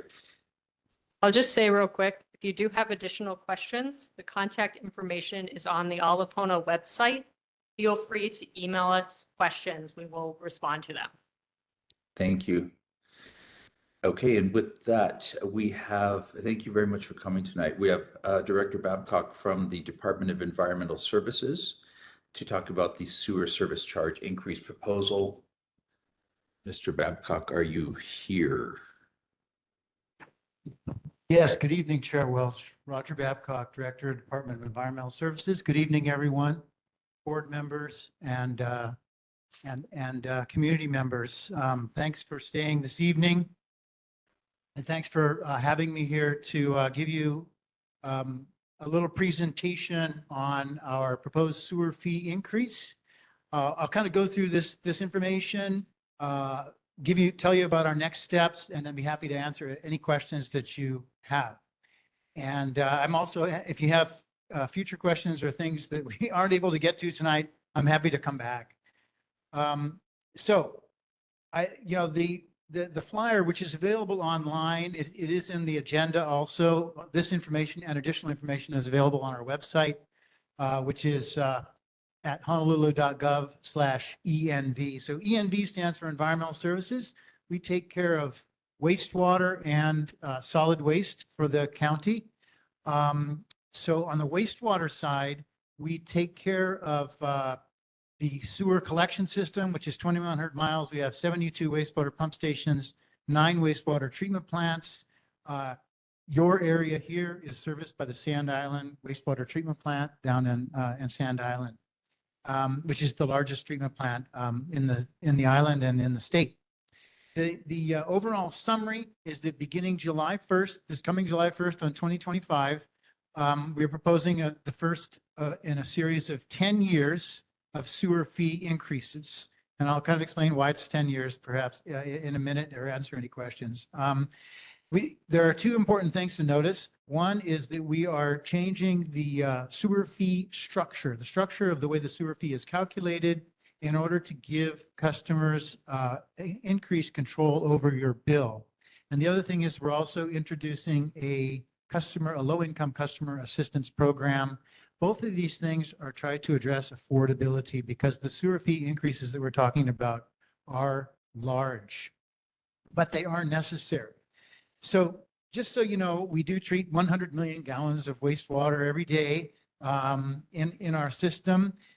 We are essentially a public utility. The sewer operations are operated by the sewer fund. The sewer fees are separate, obviously, from your property taxes. They go into a sewer fund, a separate bank account that can only be used for the sewer services.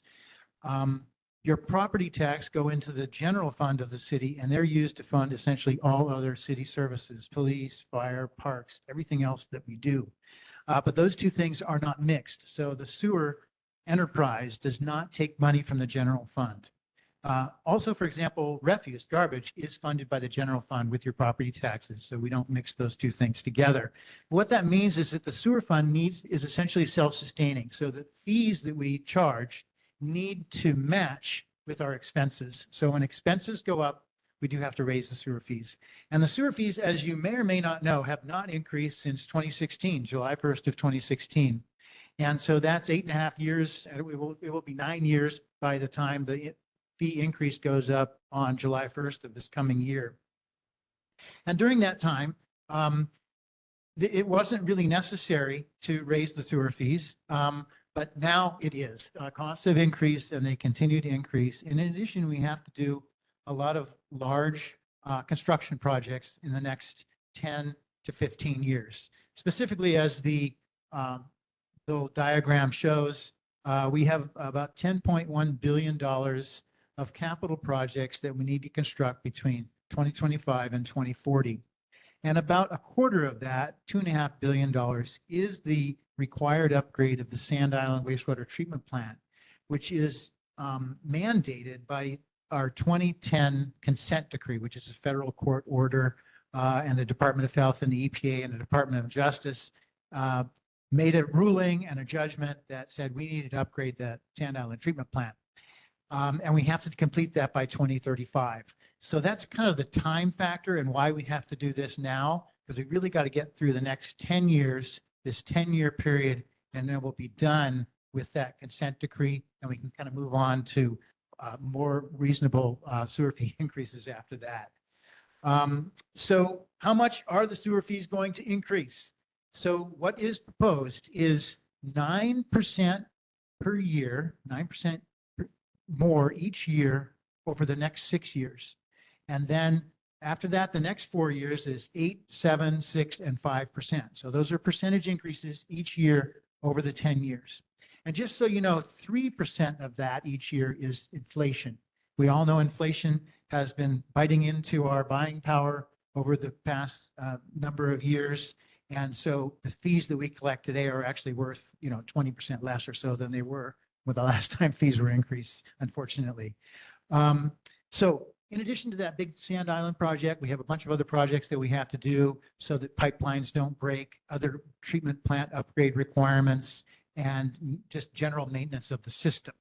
But in general, the sewer fees are cash essentially, which goes into the account, and that is paying for our people, the sewer workers, the people who work in the treatment plants, people who drive trucks, people who do all the services and clean the sewers.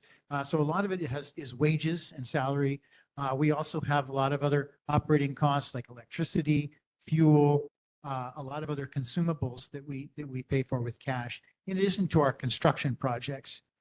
Our construction projects are largely funded with bond funding. So we issue bonds, we sell bonds and then we debt finance most of our construction projects, about 75%. What that means is we don't have to have all the cash up front. If we had to have cash for all our projects, the sewer fees would be much higher. So debt financing is like a mortgage. It's a 30-year, essentially you sell it and you pay it back over 30 years as opposed to all at once. So that's how we're able to carefully have relatively smooth fee increases over this time period. There is, as was shown on, thank you very much for showing from the web page, it shows a typical bill and what that will look like for folks. And just so you know, that the sewer fee consists of a fixed charge and a volumetric charge. So a fixed charge doesn't change every month. And currently, and since 2016, that's $77.55 for a single family residential home, which is the largest portion of our customers. And then there's a variable portion, and the variable portion is $4.63 per 1,000 gallons used. And so that's based on your Board of Water Supply bill. So they calculate your water, there's a water meter at everybody's house, and that amount of water is the amount of water that you bought from the Board of Water Supply. We subtract 20%, we give you a 20% credit, and that won't change for irrigation, for outside irrigation. So the assumption is that 80% of the water that you bought from Board of Water Supply becomes wastewater. Okay. And that's the amount that you're charged for per 1,000 gallons, $4.63. So you can see there that the fixed charge is going to increase. There's 4 years where it doesn't really change, and then it starts to go up, fixed charge. That's your monthly bill, even if you used no water at all. Okay. And then for every 1,000 gallons, then there is a volumetric charge.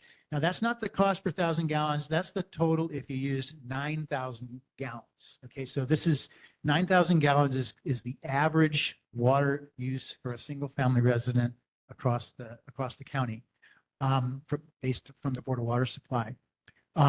It's important to note that the average is if you take all the use and you divide it by the number of customers, that's the number that you get. There's also another number, which is a smaller number, which happens to be how much I use at my house, and that's 6,000 gallons a month. That's the median use. Median means half the people use less than that, less than 6,000 gallons a month, and half the people use more. The 9,000 gallons, the average number, 70% of people use that less than that much or less, and only 30% use more than that. So these show you the typical bills and how they're going to go up over time. So, in the first year and each year, it goes up about $12 a month, approximately, each year. And so, but over time, that does add up. So we're doing this thing over 10 years. So over 10 years, it adds up to a lot. It more than doubles by the time you get to the end. But it really does matter how much water you use. And I can go into that a little bit more if you want. I want to mention, though, that we are changing the fee structure, and it is illustrated in that table that's on the screen now. What it shows is that currently the fixed charge there, you can see $77 and the total is 110. So right now, for this average user, about 70% of the bill is the fixed charge and only 30% is the volumetric charge. So in order to incentivize conservation and give people more control over your bill, we're going to keep the fixed charge low and increase the volumetric charge. Because right now, if this home were to reduce their water use from 9,000 gallons a month to 8,000 gallons a month, let's say they want to conserve water in order to save money, they would only save $4.63 by doing that. Okay. In the future, if you look further down, and it's not actually, the numbers are actually shown there, but you can calculate it. By the time we get to the end, 1,000 gallons costs $18.65. So what that means is in the future, as we go through this and this percentages change is from 70-30 to 50-50, there's a much greater incentive or value in saving water. Hopefully that's not too complicated, but basically now you would save $4.63. In the future, you'd save $18.66 by saving that 1,000 gallons. So that has to do with affordability and giving you greater control over what it costs. Okay, so that's the first sort of change. The other change that's mentioned there is we're introducing a customer assistance program. This is fashioned very closely after the city's very successful rental and utility relief program, RURP.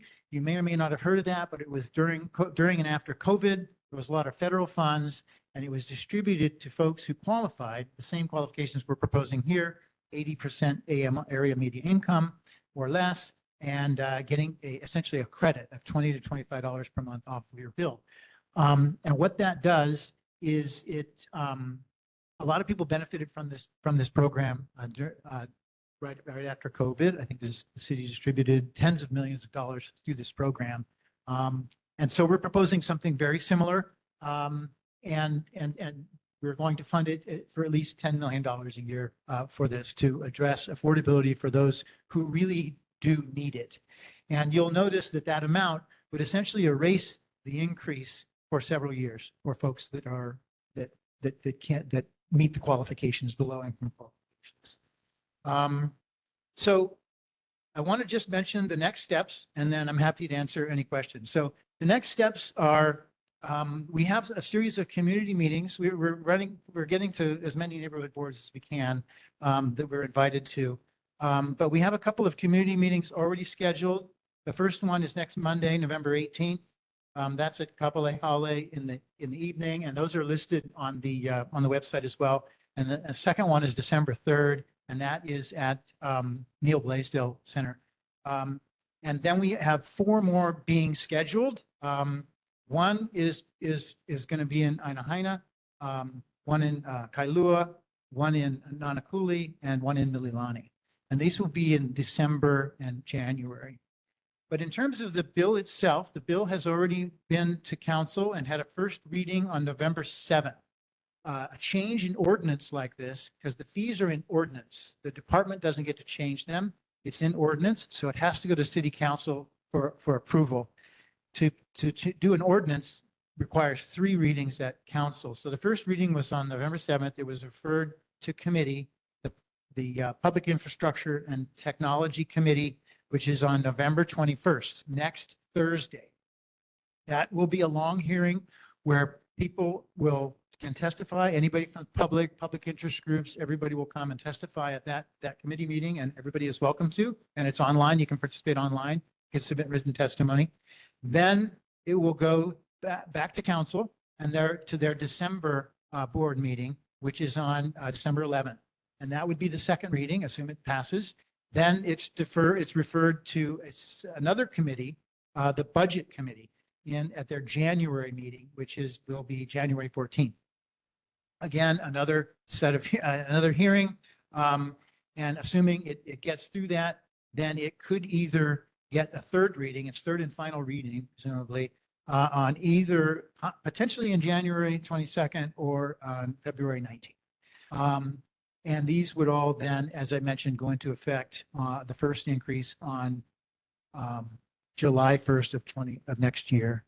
And so I would be happy to answer any questions that folks have with respect to this. So.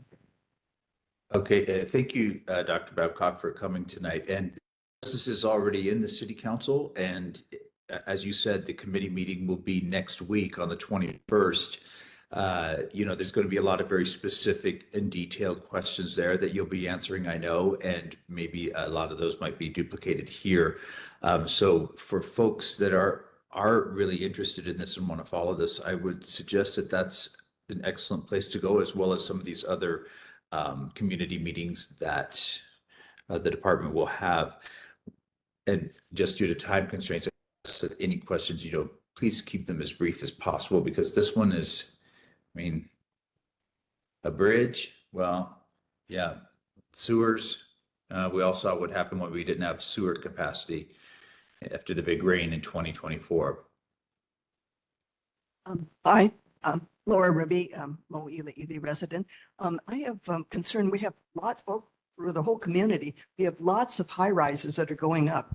And I asked a woman at the Department of Planning and Permitting, well, how do you know if the carrying capacity is correct for our neighborhoods? Or are we going to be overwhelmed with these new buildings coming up? Now, my question to you would be, is you said that there's two different charges. Shouldn't they be, those tall high rises be charged immediately upon putting a construction fence around their place?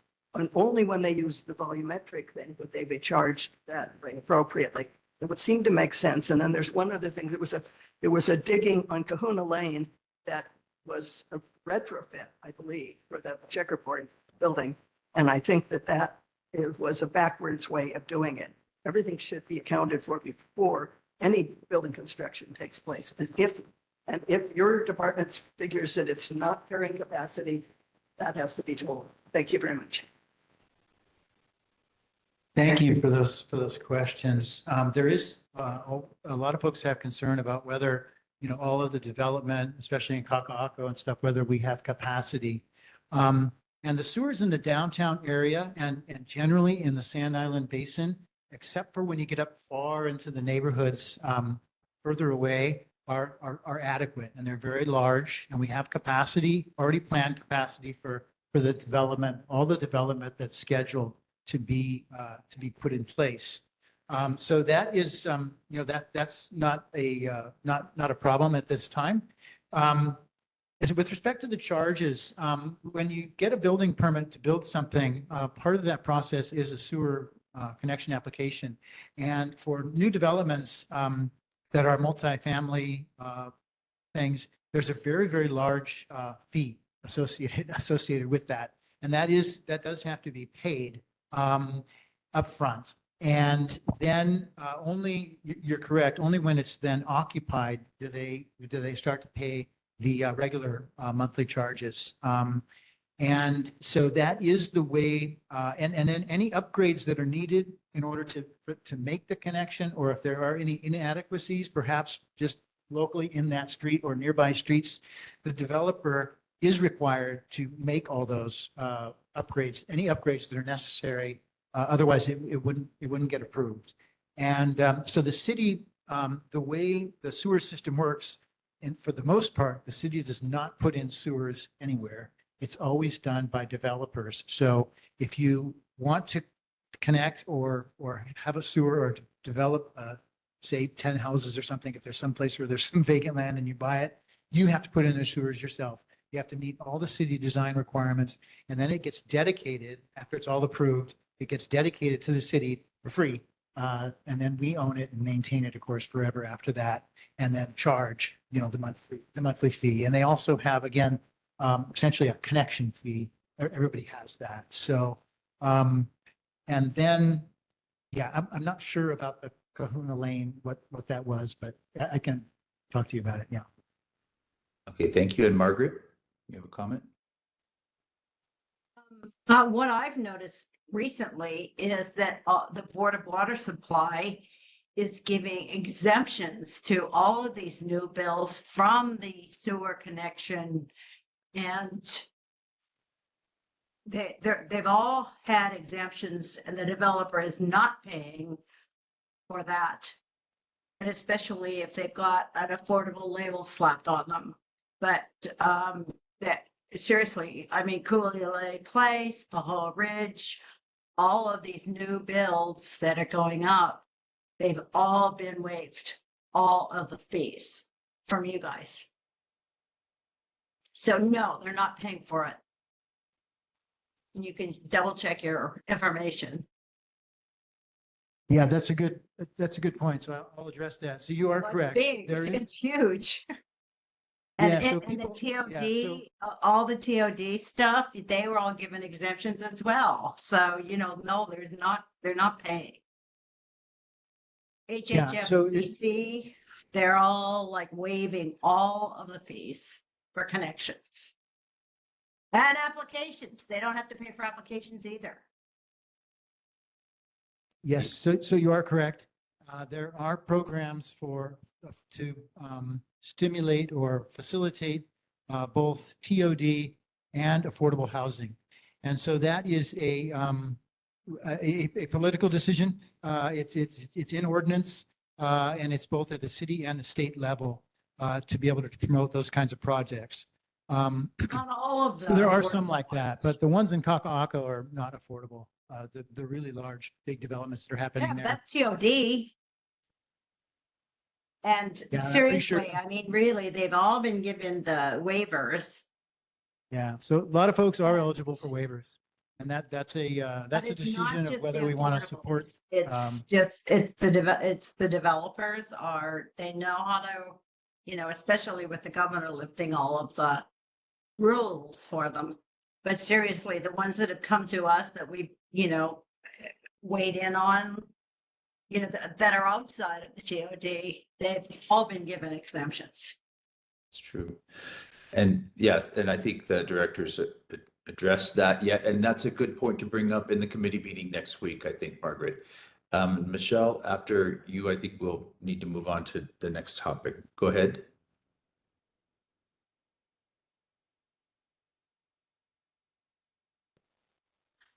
Thank you, Chair. Just a quickie on the other side of the coin. Why would we need sewer fee increases when you have all this development going in and all these toilets and all these sinks and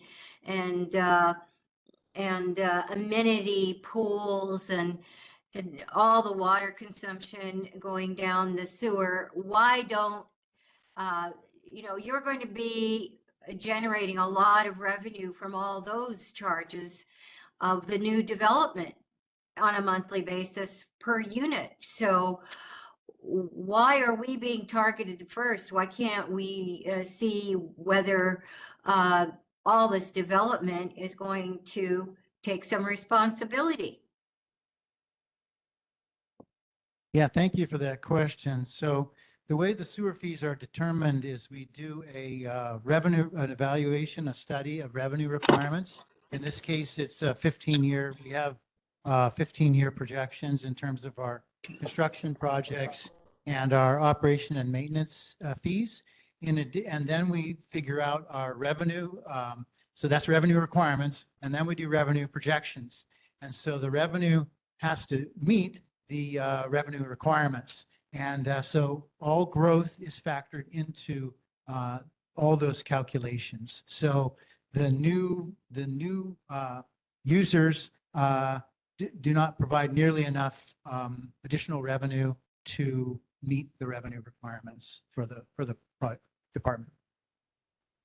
Winston, before we move on, this is Arlene. I have a super quick question. How does this rate increases?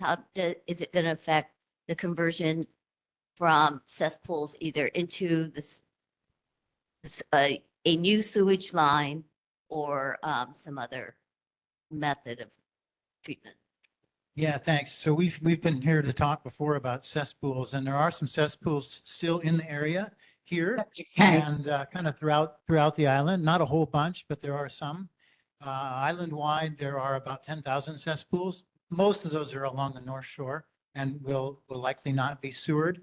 But we do have sewering projects at several locations around the island, including here. There is a project on the books, and it is in some phase of either planning or design, and then we'll have future construction. So those projects are in our budget to perform those. There's currently 15 different projects. Some are very small, 3 houses, and some are much larger, 100 or hundreds of homes even in certain areas. For example, Waimanalo, Eva Beach has a pretty big project. So I hope that answers your question. Well, it's just that I know it's been estimated that it would cost an individual homeowner between, I think, 30 and 40,000 to hook into the sewer line that's put in. That's just from their house to the sewage line.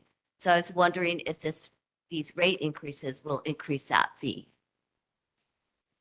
Right. So that part is sort of the private part. So it's a question that you have a lot of background on. But for everybody else, if we bring a sewer, which is unusual, we haven't done it for decades actually, to bring a new sewer to an unsewered area, then by ordinance, folks that have a cesspool or other on-site system are required to connect to the sewer. That's true with even now. So if there's a sewer, so the folks that have cesspool, there's no sewer nearby enough within 200 feet or something of their home. But if we do an extension so that they can connect, then they're required to connect. So what the cost of doing the connection would be highly variable depending on the location, whether they're above or below the street. They might have to have a pump, and how far away they are. So you're right. The cost could be substantial. But that isn't a cost that comes, to the city. That would be on the private side. Once they're connected, then they would start paying a sewer fee. There is a small connection fee. The connection fee is very small. I think it's 60 cents per square foot of surface area. So it ends up being a few $100s, as opposed to hiring a contractor to do the connection, close your on-site system and stuff. Can be fairly expensive, but it should be less expensive than if you did an upgrade of your own on-site system and a sewer didn't come. What we're talking about here, to skip ahead, is that there's a 2050 mandate law to close all cesspools on the island. If you are in a house that has a cesspool, you currently have until 2050 by state law to upgrade that or connect to a sewer if one's available. Okay, thank you, Director Babcock. And as the director said, next, is it Thursday, the 21st at the committee meeting? Next Thursday. Just real quick, Winston. Black Point, Diamond Head, even Kahala, not just the North Shore, have cesspools and they can't connect to the sewer. Septic tanks are, I think, what Arlene was trying to, those are the ones that are cost between $35,000 and $45,000. And that's what is going to be required. And it's supposed to be required with any remodel on any homes, getting building permits, but they haven't really been enforcing it. Well, But they're not going to all along Diamond Head Road, Black Point, Kahala, a lot of them have cesspools. Okay, well, thank you for that. And thank you, Director, for coming down tonight and giving us a preview of this. And I know people will have questions to follow up with you or coming to the future meetings. Yes, thank you very much for your time. Appreciate it. Okay, thank you. And moving on, just to be cognizant, we're at about 8:05. We have less than an hour to get through some of these other items. We have a lot that we've asked the city to cover here, as well as our elected representatives. I would like to go back quickly to the Resolution for board action, revised resolution on good governance reforms based on recommendations by the Hawaii State Legislature Commission to improve standards of conduct. That was in 2022. These were basically very common sense standards. We have since revised this to include what Margaret mentioned, which was that any bills introduced by request disclose the identification of the requesting identity or individual. Otherwise, it's a similar document. I hope folks have pay attention and look at the our Google Drive in advance, because that's where all this information is. But this one's been around particularly for a while, and I would be happy to entertain a motion to, what am I entertaining a motion for? To accept this resolution, or? Well, if we accept the resolution. So moved, Mr. Chair. Okay, and Margaret, you second? Yes. Okay, and any discussion on this? I think a number of neighborhood boards have been passing these, essentially just saying, hey, legislature, you know, can you cut with the activities that we all know you shouldn't be doing just as a good governance? That's the way I look at it anyway. I don't see anything particularly controversial here at all. And if there's no discussion on this, then I would be happy to take a vote. Yes, sir. Yeah, I supported this resolution before. I still support most of it, but on further consideration, I don't support the part to prohibit campaign contributions from state contractors, consultants, grantees, lessees, or their owners, board members, staff, and their immediate family members. That seems like infringing on the First Amendment rights of the employees and their families. Thank you. Are there other comments or questions from the board?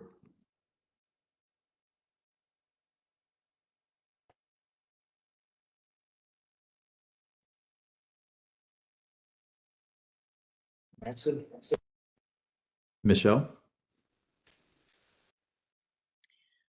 Oh, yeah, I believe that the language that the board member is questioning was in the original document presented to the board, and my understanding was that that member supported that resolution, so I don't understand the reversal on that. I think this means that when there are blanket huge contributions from one source to one campaign generated by consultants within their corporations and influencing their family members to vote a certain way, or certain offices. I don't think that this is detrimental. I think it will help level things off. Every voter has a right to contribute individually, but when there are masses, I would say encouraged to do so, or their job is at risk, then I would have a problem with that. Thank you. Thank you. Are there any other questions or comments from our board or anyone else? Okay, and of course, you know, as board members, we are allowed to change our minds on things or maybe see something when we have clarification, but I think this one's pretty clear. And I think this is brought up in that New York Times Civil Beat article where there's this sort of donate here by contractors. You know, it's a very narrow thing. This is talking about contractors, consultants, lessees, and their staff and family members for, I think, reasonable, you know, consideration that this is not unusual. However, with that, if there's no other discussion, I would like to call for a vote, and maybe Curtis, you could do a roll call. A roll call vote on the good government resolution. Allen. No. Boydell. Abstain. Abstain. Decker. Decker, no vote. Hasina, absent. Khan, absent. Knight, Sorry, I'm trying to get the video up. Okay, there we go. Abstain. abstain. Mattson, Aye. aye. Murchie, Aye. aye. St. Dennis, aye. Velasco, Aye. aye. Welch, I, aye. Witzel, absent. Wong, Bruce Wong, absent. Linda Wong,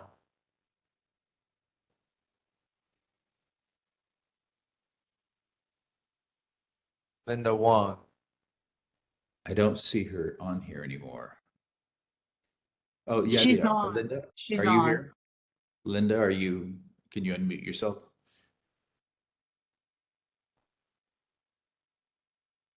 current vote is 5 ayes, 1 no, 2 abstain. The resolution does not pass, it's not adopted. Oh, okay. I'm a little shocked again, but with that, then I would suggest that if Board Member Knight and Board Member Boydell would like to take another look at this, and if there's some points that you have that would make your thinking change on that, whether it's that line or not, at least we would get something else through that just speaks to this, idea. Winston, we have Yes. our new councilwoman. State rep, I mean. State rep. Okay, I was Sorry gonna about say, that. you know something I don't know. Sorry about that. Hi. I just wanted to share my support for the resolution and offer if any of the board members would like to reach out and have any questions or things they'd like to talk through. It's, in my opinion, it's a bit time sensitive. Conversations around rules changes are happening as we speak, and neighborhood board input is most valuable if it happens in the next, either this meeting or the next meeting. And I understand these rules changes a little complicated. I think the legislature can be a bit of a black box, but I'm here if folks need more conversation or want to be connected with others who are working on this issue. Thank you. Thank you, Representative Grandinetti, and congratulations on your election. Yes, and so Secretary Boydell or Board Member Knight, if you care to reach out to that or want to, I don't know how you could reach out to me and see if there's some way that you want to change that. Yes, sir. Go ahead. Thank you, Mr. Chair. May I move to amend the resolution To remove that line, to remove the campaign contributions line.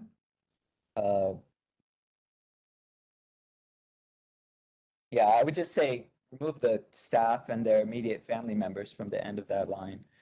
Okay, to remove staff and immediate family members.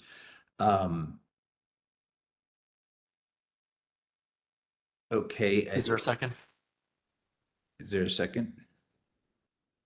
I second. Margaret. Okay. Any discussion? Thank you, Secretary Boydell. And then could we call for that vote then? With the amended resolution? So no objections to the amendment? I have a question on the motion. Go ahead. Is the motion just to amend the resolution, not to approve the amended resolution? Please clarify. Yes, the motion is to amend the resolution. I'm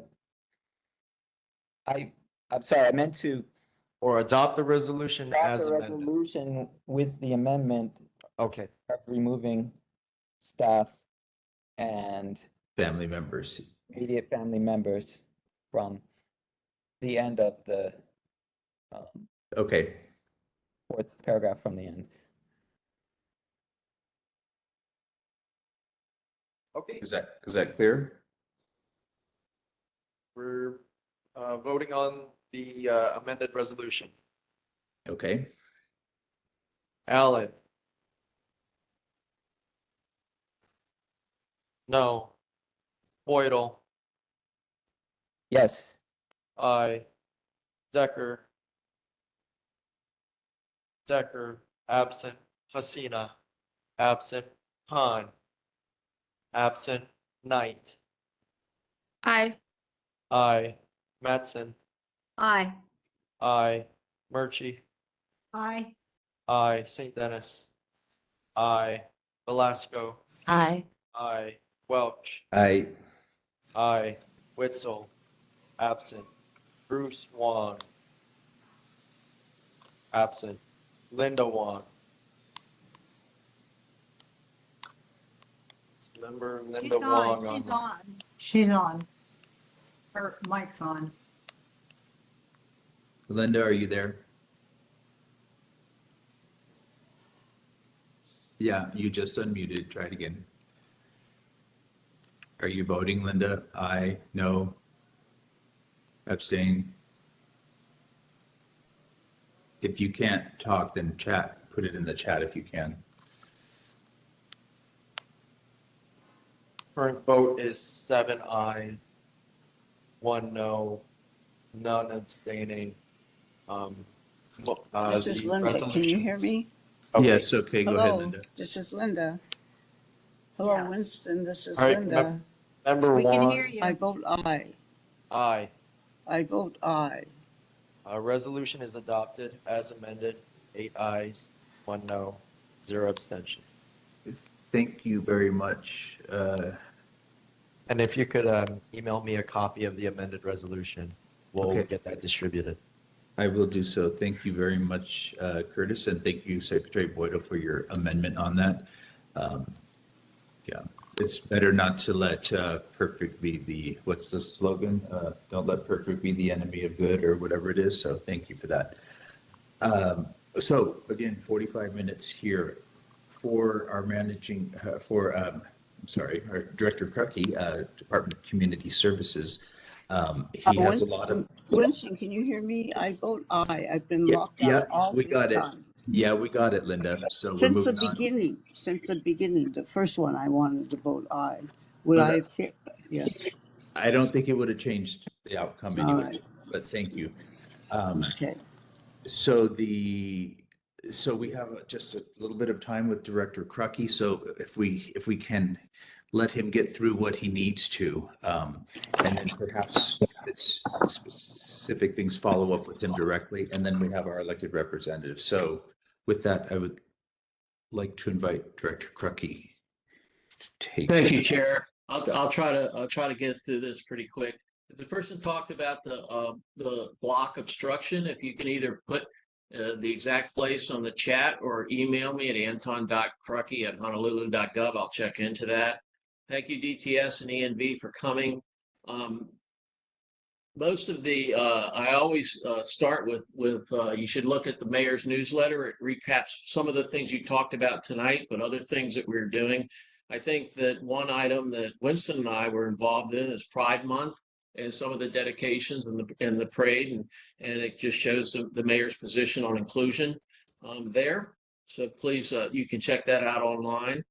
The neighborhood commission is going through a set of meetings where they're looking at the review of the neighborhood board plans. So there's more information on the board's Google Drive that I think it's been put up there on the chat. The committee currently meets on the third Monday of every month at 6 p.m. But if you have any questions, please contact the neighborhood commission office. There was discussion earlier about erosion along the beach, and some are specific, like the wall collapse at Queen Surf Beach, and some were more erosion oriented. Those are in front of DDC, our Department of Design and Construction, and the Department of Facility Management. The DFM has the Diamond Head Road rockfall mitigation project, and DDC is waiting for nationwide permits to start some of the repairs that they have. Continue to articulate areas that need to be addressed, because I think that we'll keep that in front of DDC. They are in the process. There was a question about the Waikiki War Memorial natatorium, and if you recall, a few meetings ago, the board was addressed with a presentation in August.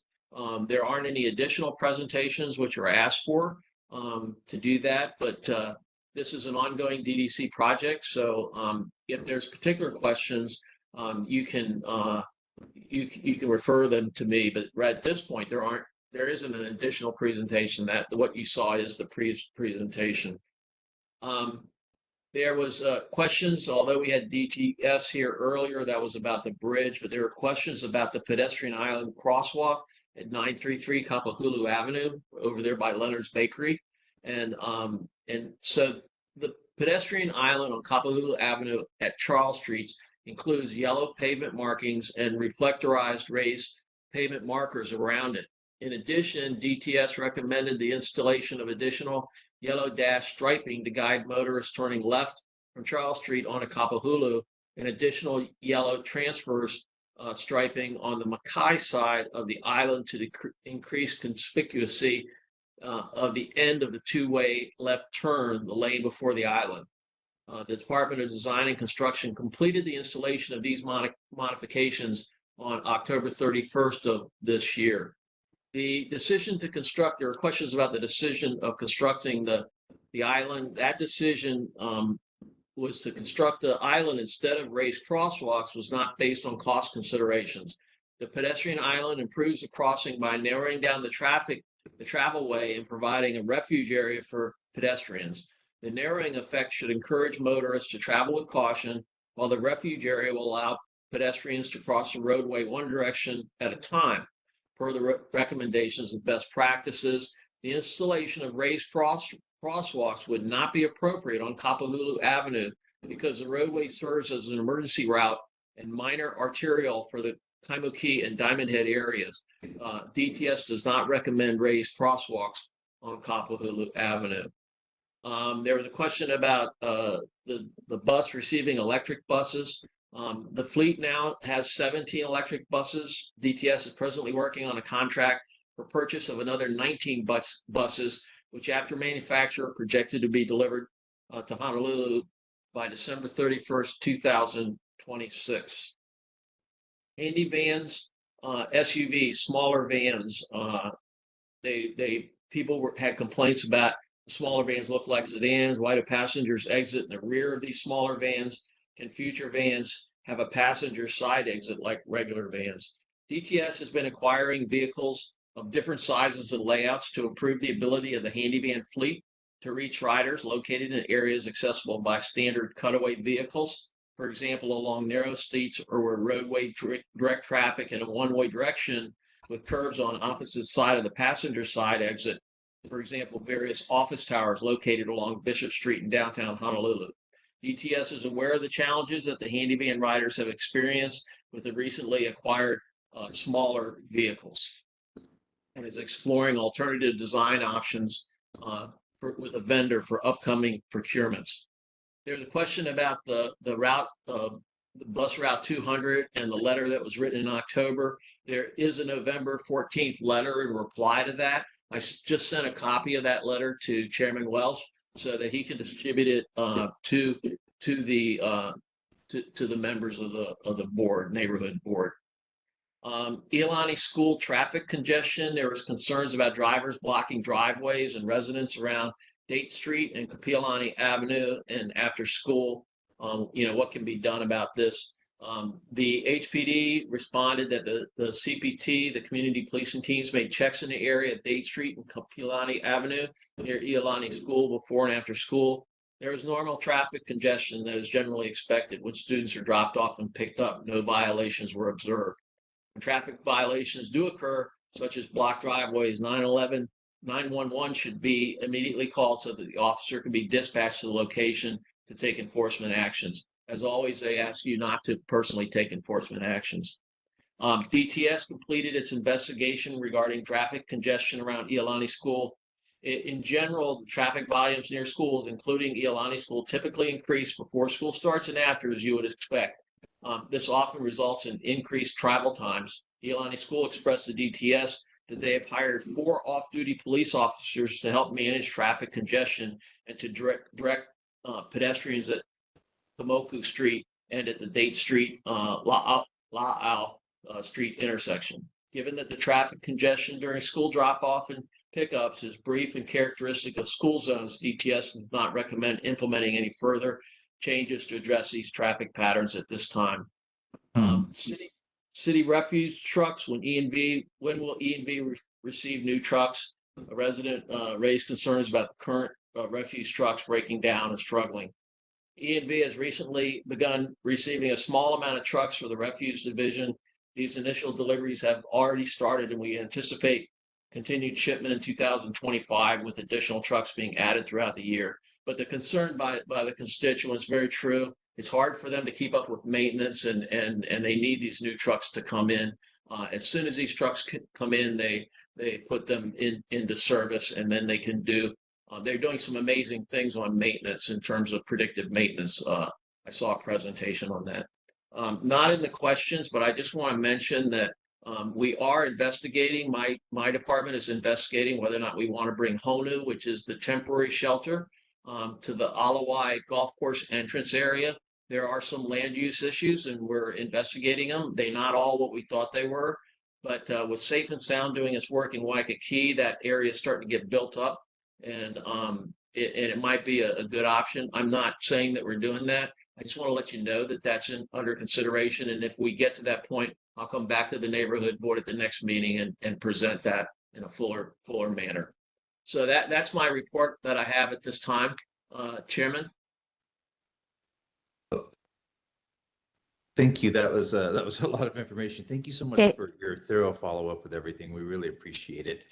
Yeah, and I also think we may have somebody here from DES. Did Director Dita Holyfield come tonight? Or yeah, she's still on the line. Last I checked. Oh, I see you there. You're still there. Okay, and so just given that reality, yes.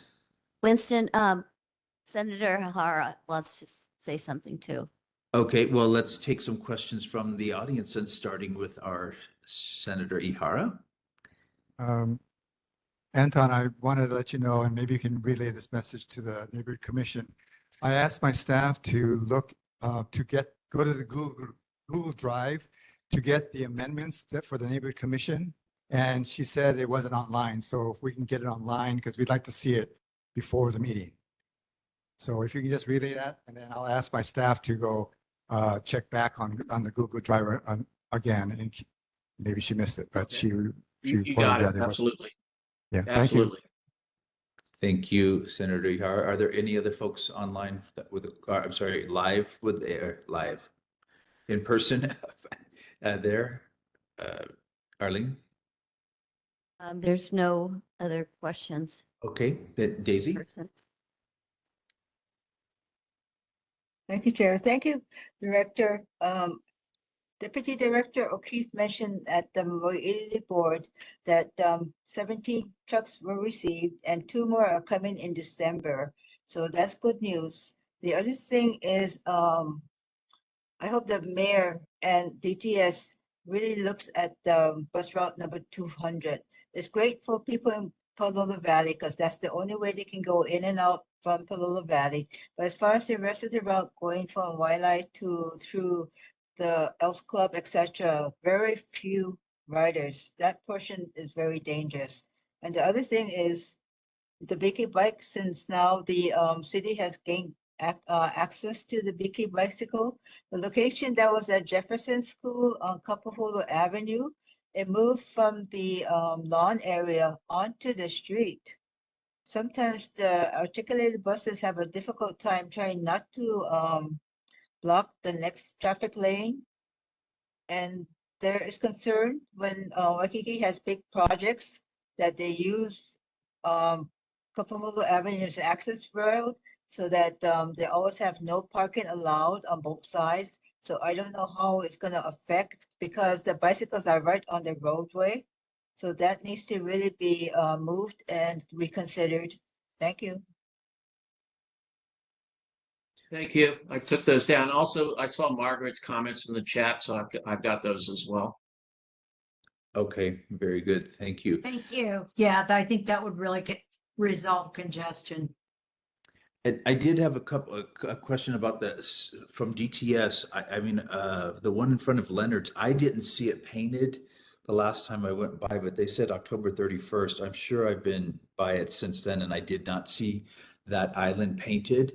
And it's kind of dangerous. There needs to be some markings as well, like those flappy things or something, just so people can see that it's there. Especially with in the rain or something, it'd be easy to miss. But the other thing was that, DTS was, I thought they had sort of indicated they were going to talk to us about or come tell us about Route 200 and what types of numbers they were seeing and possibly for having another alignment of that route after they had some time to gather some statistics. But the other thing was that just the whole area of Kapahulu, that we would love to have DTS come and give a comprehensive explanation, whether it's to this board entirely or to a committee hearing a meeting that we have about Kapahulu and the safety issues that are on it and the proposals that they might have, as well as what they've heard from the community, like putting something in front of Rainbow Drive-In and those sorts of things. So I don't know if that's something, if you could maybe ask them to come and or that work on a presentation for us for something about that. I think that's sort of an ongoing concern. Thank you for that. Got it. Okay, and Michelle, you have a question, comment for Director Krucke? Yes, thank you so much, Chair Welch.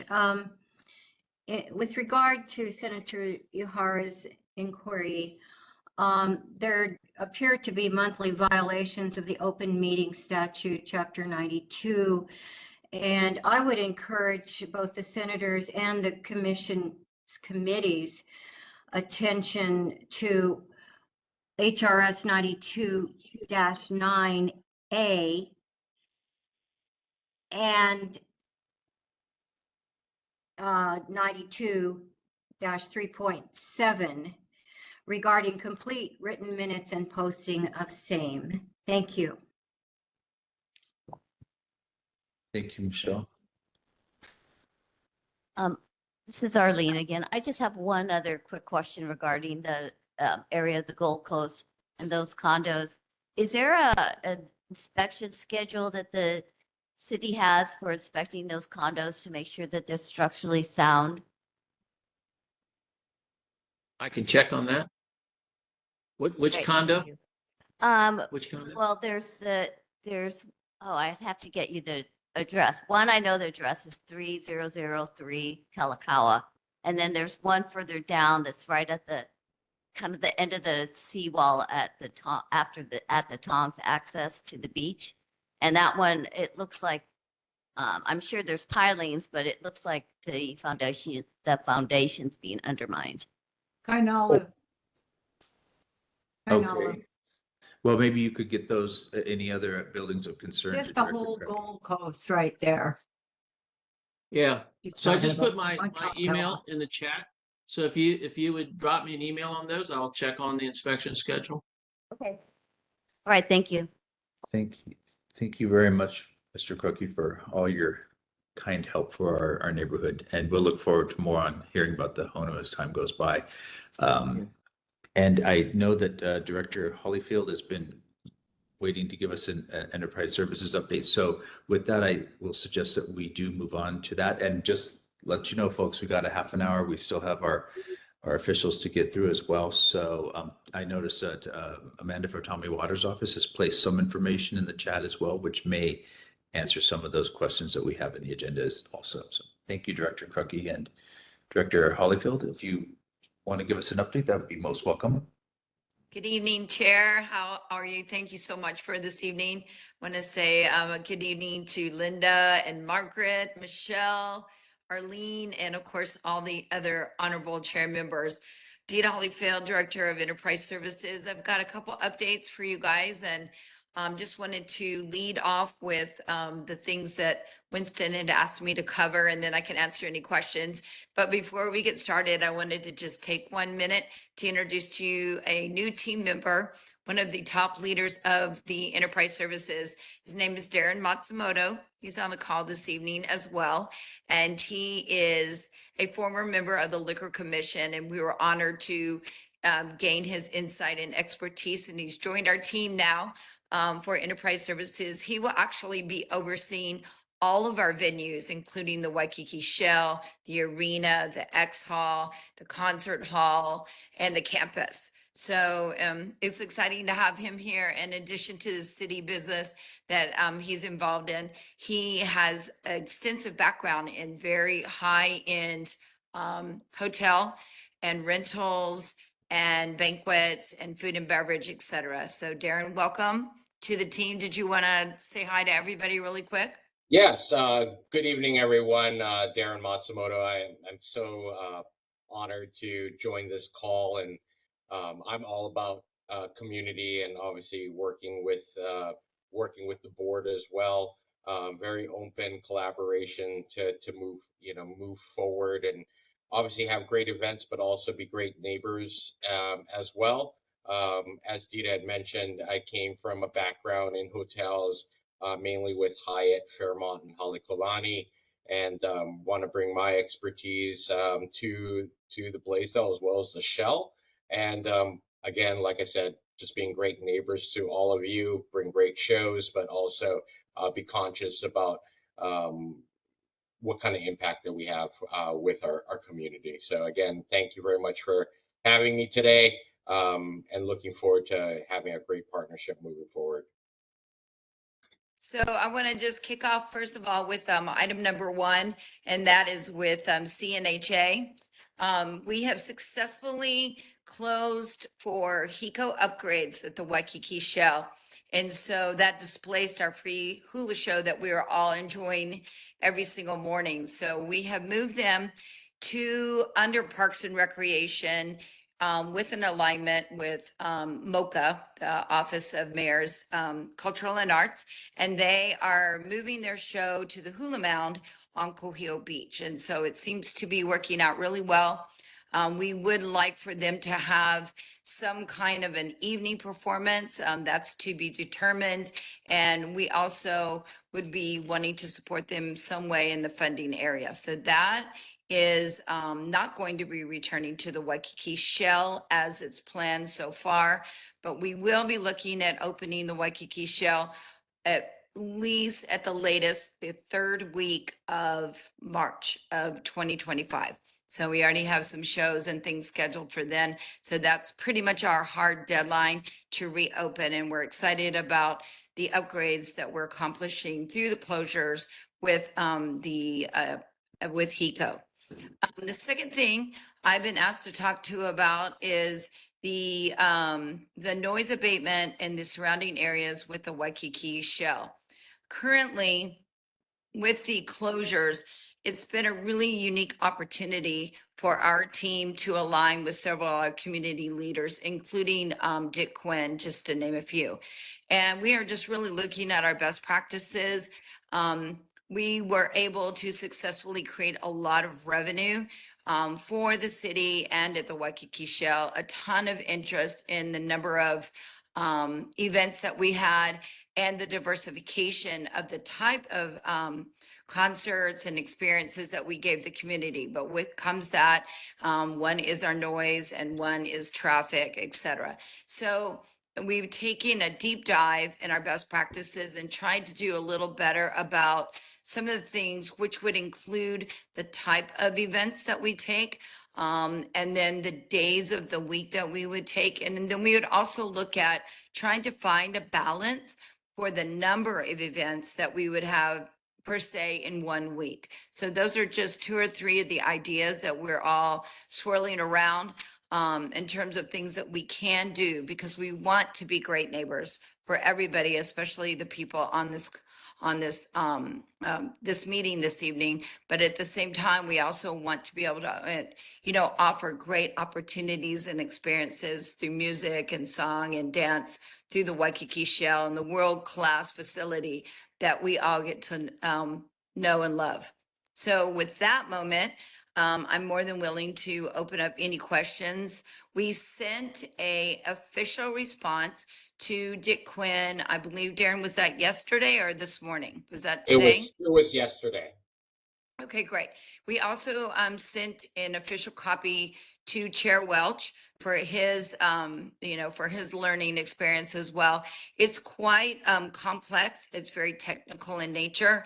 And if at another time you wanted something really detailed, we would be more than willing to present that. But this evening, and of course, because of time, we just wanted to make sure that we got in front of you guys and we kind of shared the seriousness that we're taking some of the complaints and some of the concerns of the community.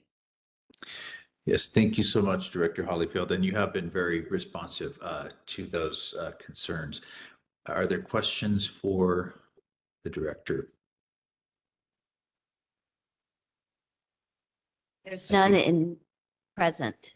Okay, and I think, your department is so important for us, so we look forward to you and Darren coming before us with questions, ideas that you have, before they become fixed, we're willing partners and, because we've got the zoo, we've got the shell, we've got the golf course.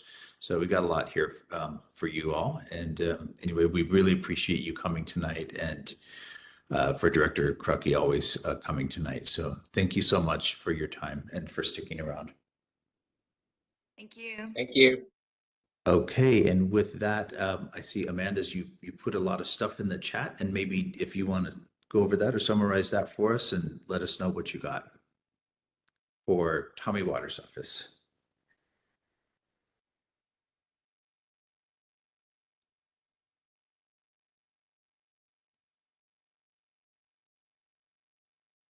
I see Amanda, you're there. And if she stepped away for a moment, then I don't think we have anyone from Ed Case's office, Brian Schatz, Mizi Hirono. I did see Mr. Aguilar, you are here. If you want to go ahead first, and then we'll come back to Amanda.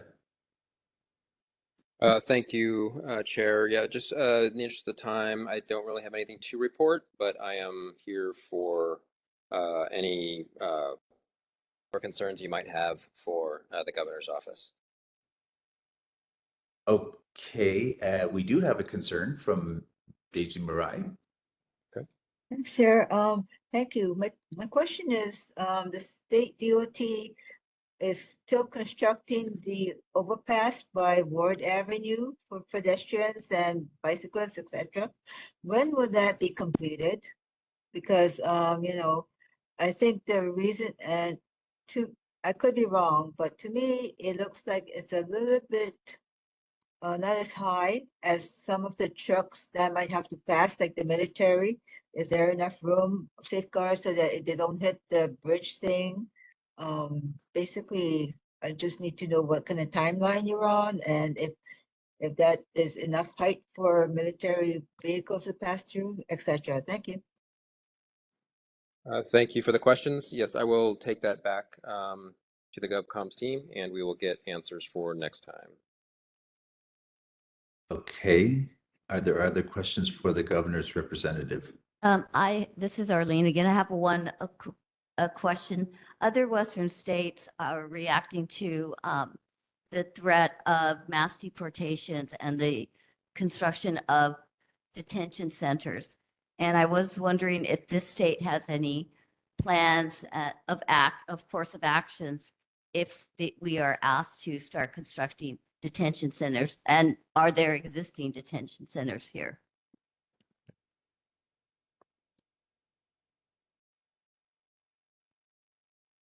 I will take those questions back. Thank you for sharing. Thank you, Arlene. Big, huge, major question. Are there other questions for our governor's representative, Mr. Aguilar?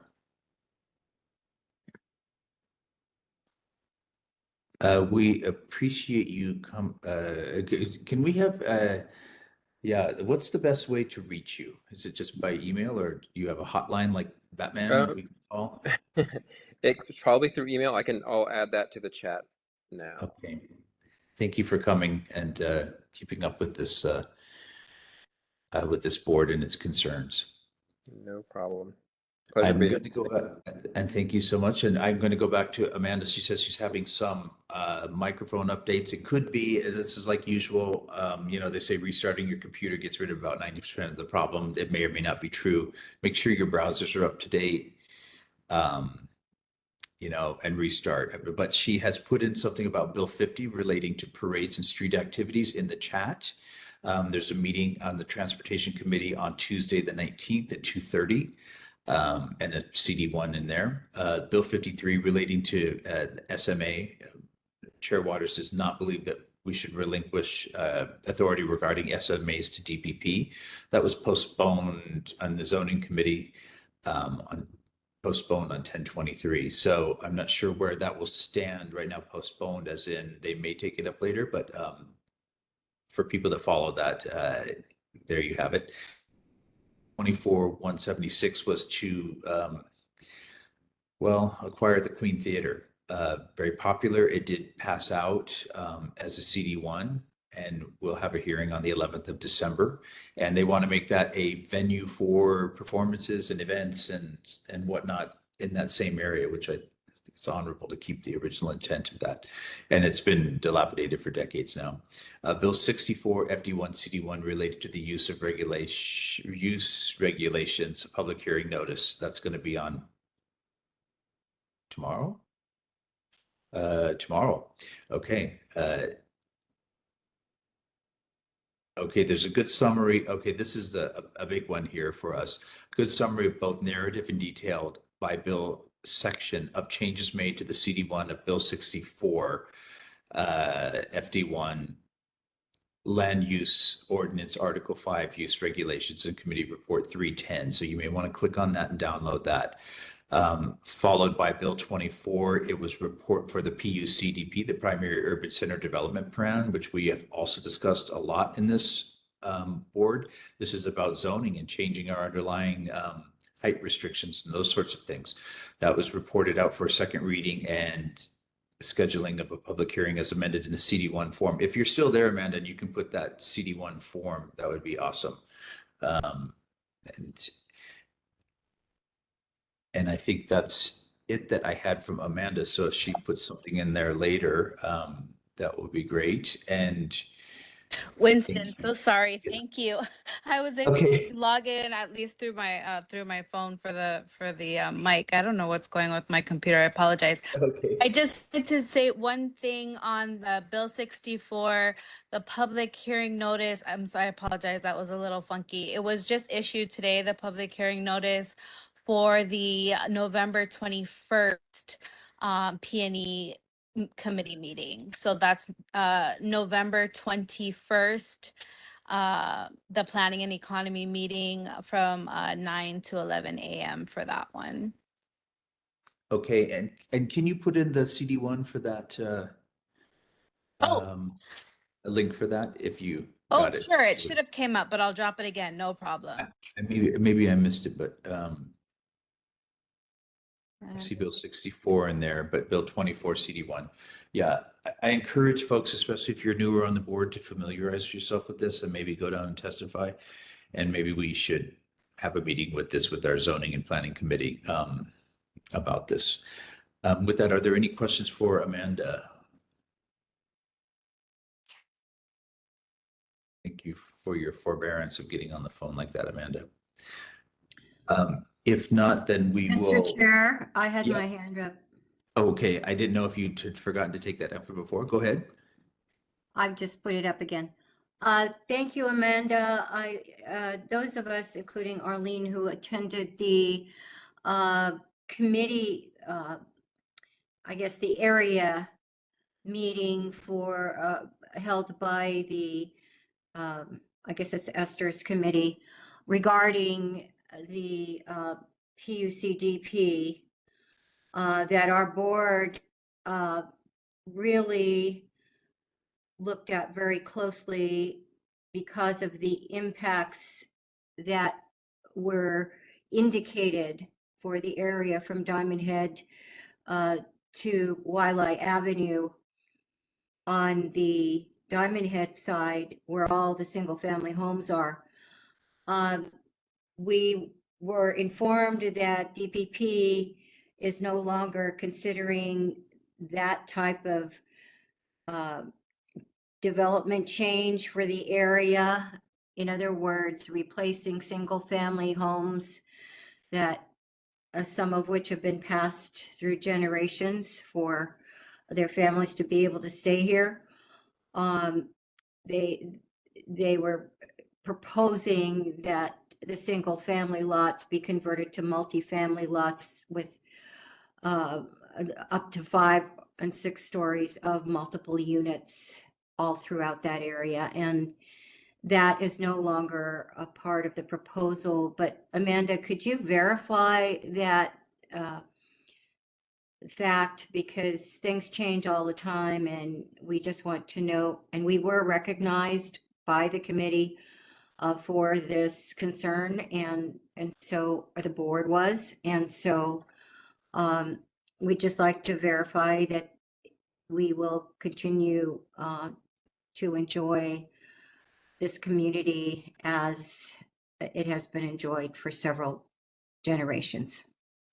Hi, Michelle. Thank you. Yes, I have the same understanding. And I believe, as far as I'm aware, that's based on the conversations and the concerns and the feedback that we've received from the community, as well as Chair Waters' position based on community as well. So yes, same understanding here.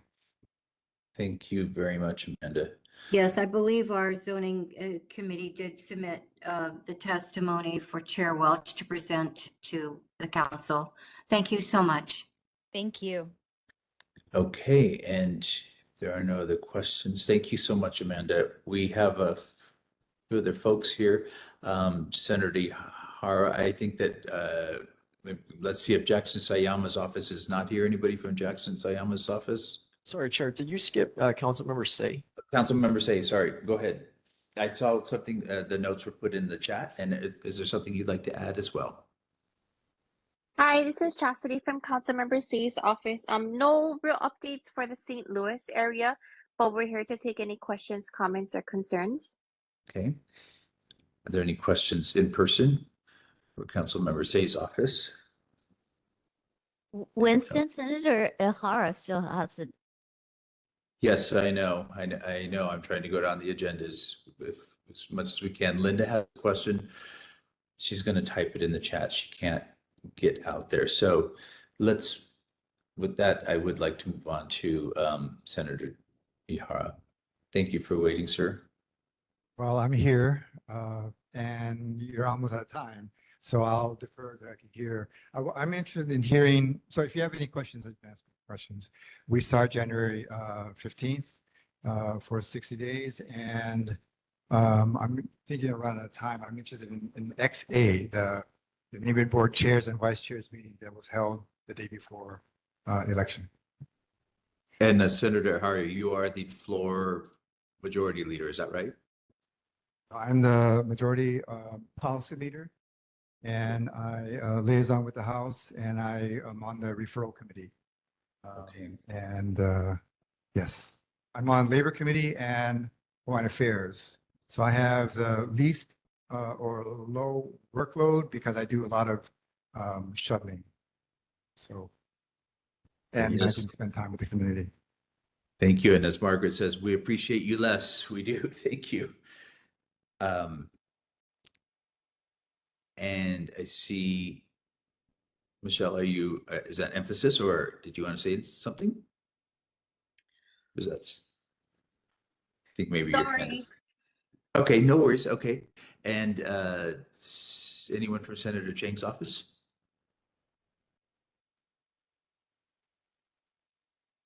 Or Representative Sayama's office?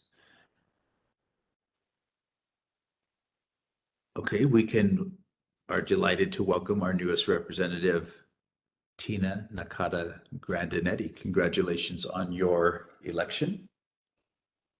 Thank you so much, Chair. And thank you, everyone. Neighborhood Board was a huge part of my education throughout the campaign, getting to know the issues that we face as a district. So I really appreciate all of the time and energy you put into this space. I don't have too many updates yet. It is my second week on the job. I have not received my committee assignments yet, but I do have my official email and phone number. You can now reach me at repgrandinetti@capitol.hawaii.gov. And my Capitol phone number is 808-586-6310. I ask for your patience because, oh, sorry. Say it again, 808. 808-586-6310. I do ask for patience because I'm still in the process of hiring my staff, but I'm really excited to get my office up and running, and I welcome you to reach out with any concerns or issues that you think I should learn about in this new role. Thank you so much. Oh, and sorry about the signs. I know we had a friendly sign battle happening in Kapahulu. I am in the process of taking them all down. Just juggling a lot right now, but we're going to go pick some up right after this. And thank you again for sharing your walls and sidewalk medians with me. Thanks. Well, thank you. And you had an extraordinarily competitive race, maybe the most in all of Hawaii. So congratulations again. Oh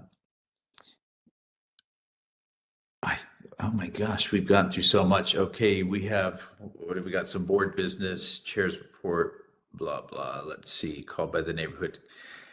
Let me just go through these other ones. There's no board committee reports, although we should probably be having some committee hearings. Subdistrict report, Julie Allen for Subdistrict 1. Point of order, Mr. Chair. Yes, ma'am. I believe the next thing on the agenda was the chair's report on the November 4th meeting for the neighborhood board chairs and vice chairs. We are running out of time. Yes. Would you please give us a brief report on that, because it appears that that was an exclusive meeting over a very controversial issue, i.e. the OIP's contrived opinion concerning neighborhood boards that a lot of neighborhood boards objected to, and I'm sure the discussion was very colorful. Could you fill us in? I think you have hit it on the head, and I'm sorry, it was called at the very, very short notice, and I was not able to go to that, but that is exactly my understanding, which is why we ended up with a very much longer agenda tonight. I don't think our board should be muzzled in any way, but that's the way that I interpreted it, unless we had a longer agenda here. So in summary, that's what I took out of it. And a number of other chairs, as I said, are not happy with that or confused about that, and they are looking for some clarity on that. Suffice it to say, there's still ongoing issues with the neighborhood commission office, as I am aware by a number of chairs on topics that we have talked about many times, meeting length, ability for our notes. Now, Curtis is fantastic. He's been using technology to help with that. But the basic underlying question should really be solved is, how does the neighborhood commission office best function to serve the neighborhood boards? That is the primary function. And I think that's an open question that deserves a lot of answers. There is the neighborhood plan that's coming up. They're looking for people to serve on that, as was put in our, as Mr. Cookie mentioned, and I believe it's in our Google Drive, I hope, Curtis. And yeah, Margaret says it was in Civil Beat. So we are coming short on time, and I just want to remind people, we will have a meeting in December. But Julia, do you have any, I'm just going to update on the St. Louis Heights Community Association meeting. The November meeting got changed to December. So it would be Monday, December 9th at 7 p.m. at Hukalani Elementary School. Okay, thank you. Thank you, Julia. And Linda Wong, anything for your mic is probably off. Oh, I'm sorry, Representative Ikaika Olds, you're also here. I am so sorry that I did not get that on the agenda. My sincere apologies. Congratulations on your victory as well. I think since you're new in the position, probably similar to Representative Grandinetti, can you give us your email and your phone number as well? And my sincere apologies on that. It was an unintentional oversight. No problem. Good evening, guys. I don't want to hold you up. Got 1 minute left to accomplish this mission. I represent HD 23, so right next door. So a little sliver from Olokele, Wynum, up through Kamiki Ave and Kihei Place. That's part of you guys. I'll leave my email, so nothing to report, but I'll take any questions, or you can just shoot me an email, and I'll put my personal number in the comments as well. Yes, and congratulations again on your victory. And we look forward to working with you, as well as Representative Grandinetti and all of our representatives. We thank you for your work. With that, we are out of time. And I hope that all of you have a lovely Thanksgiving, and we will regroup here in December at our usual meeting time, online or in person at Pakihale. So thank you everyone for coming tonight and all your inputs. And with that, meeting is adjourned. Mahalo, Chair Welch. Thank you. Thank you, everyone.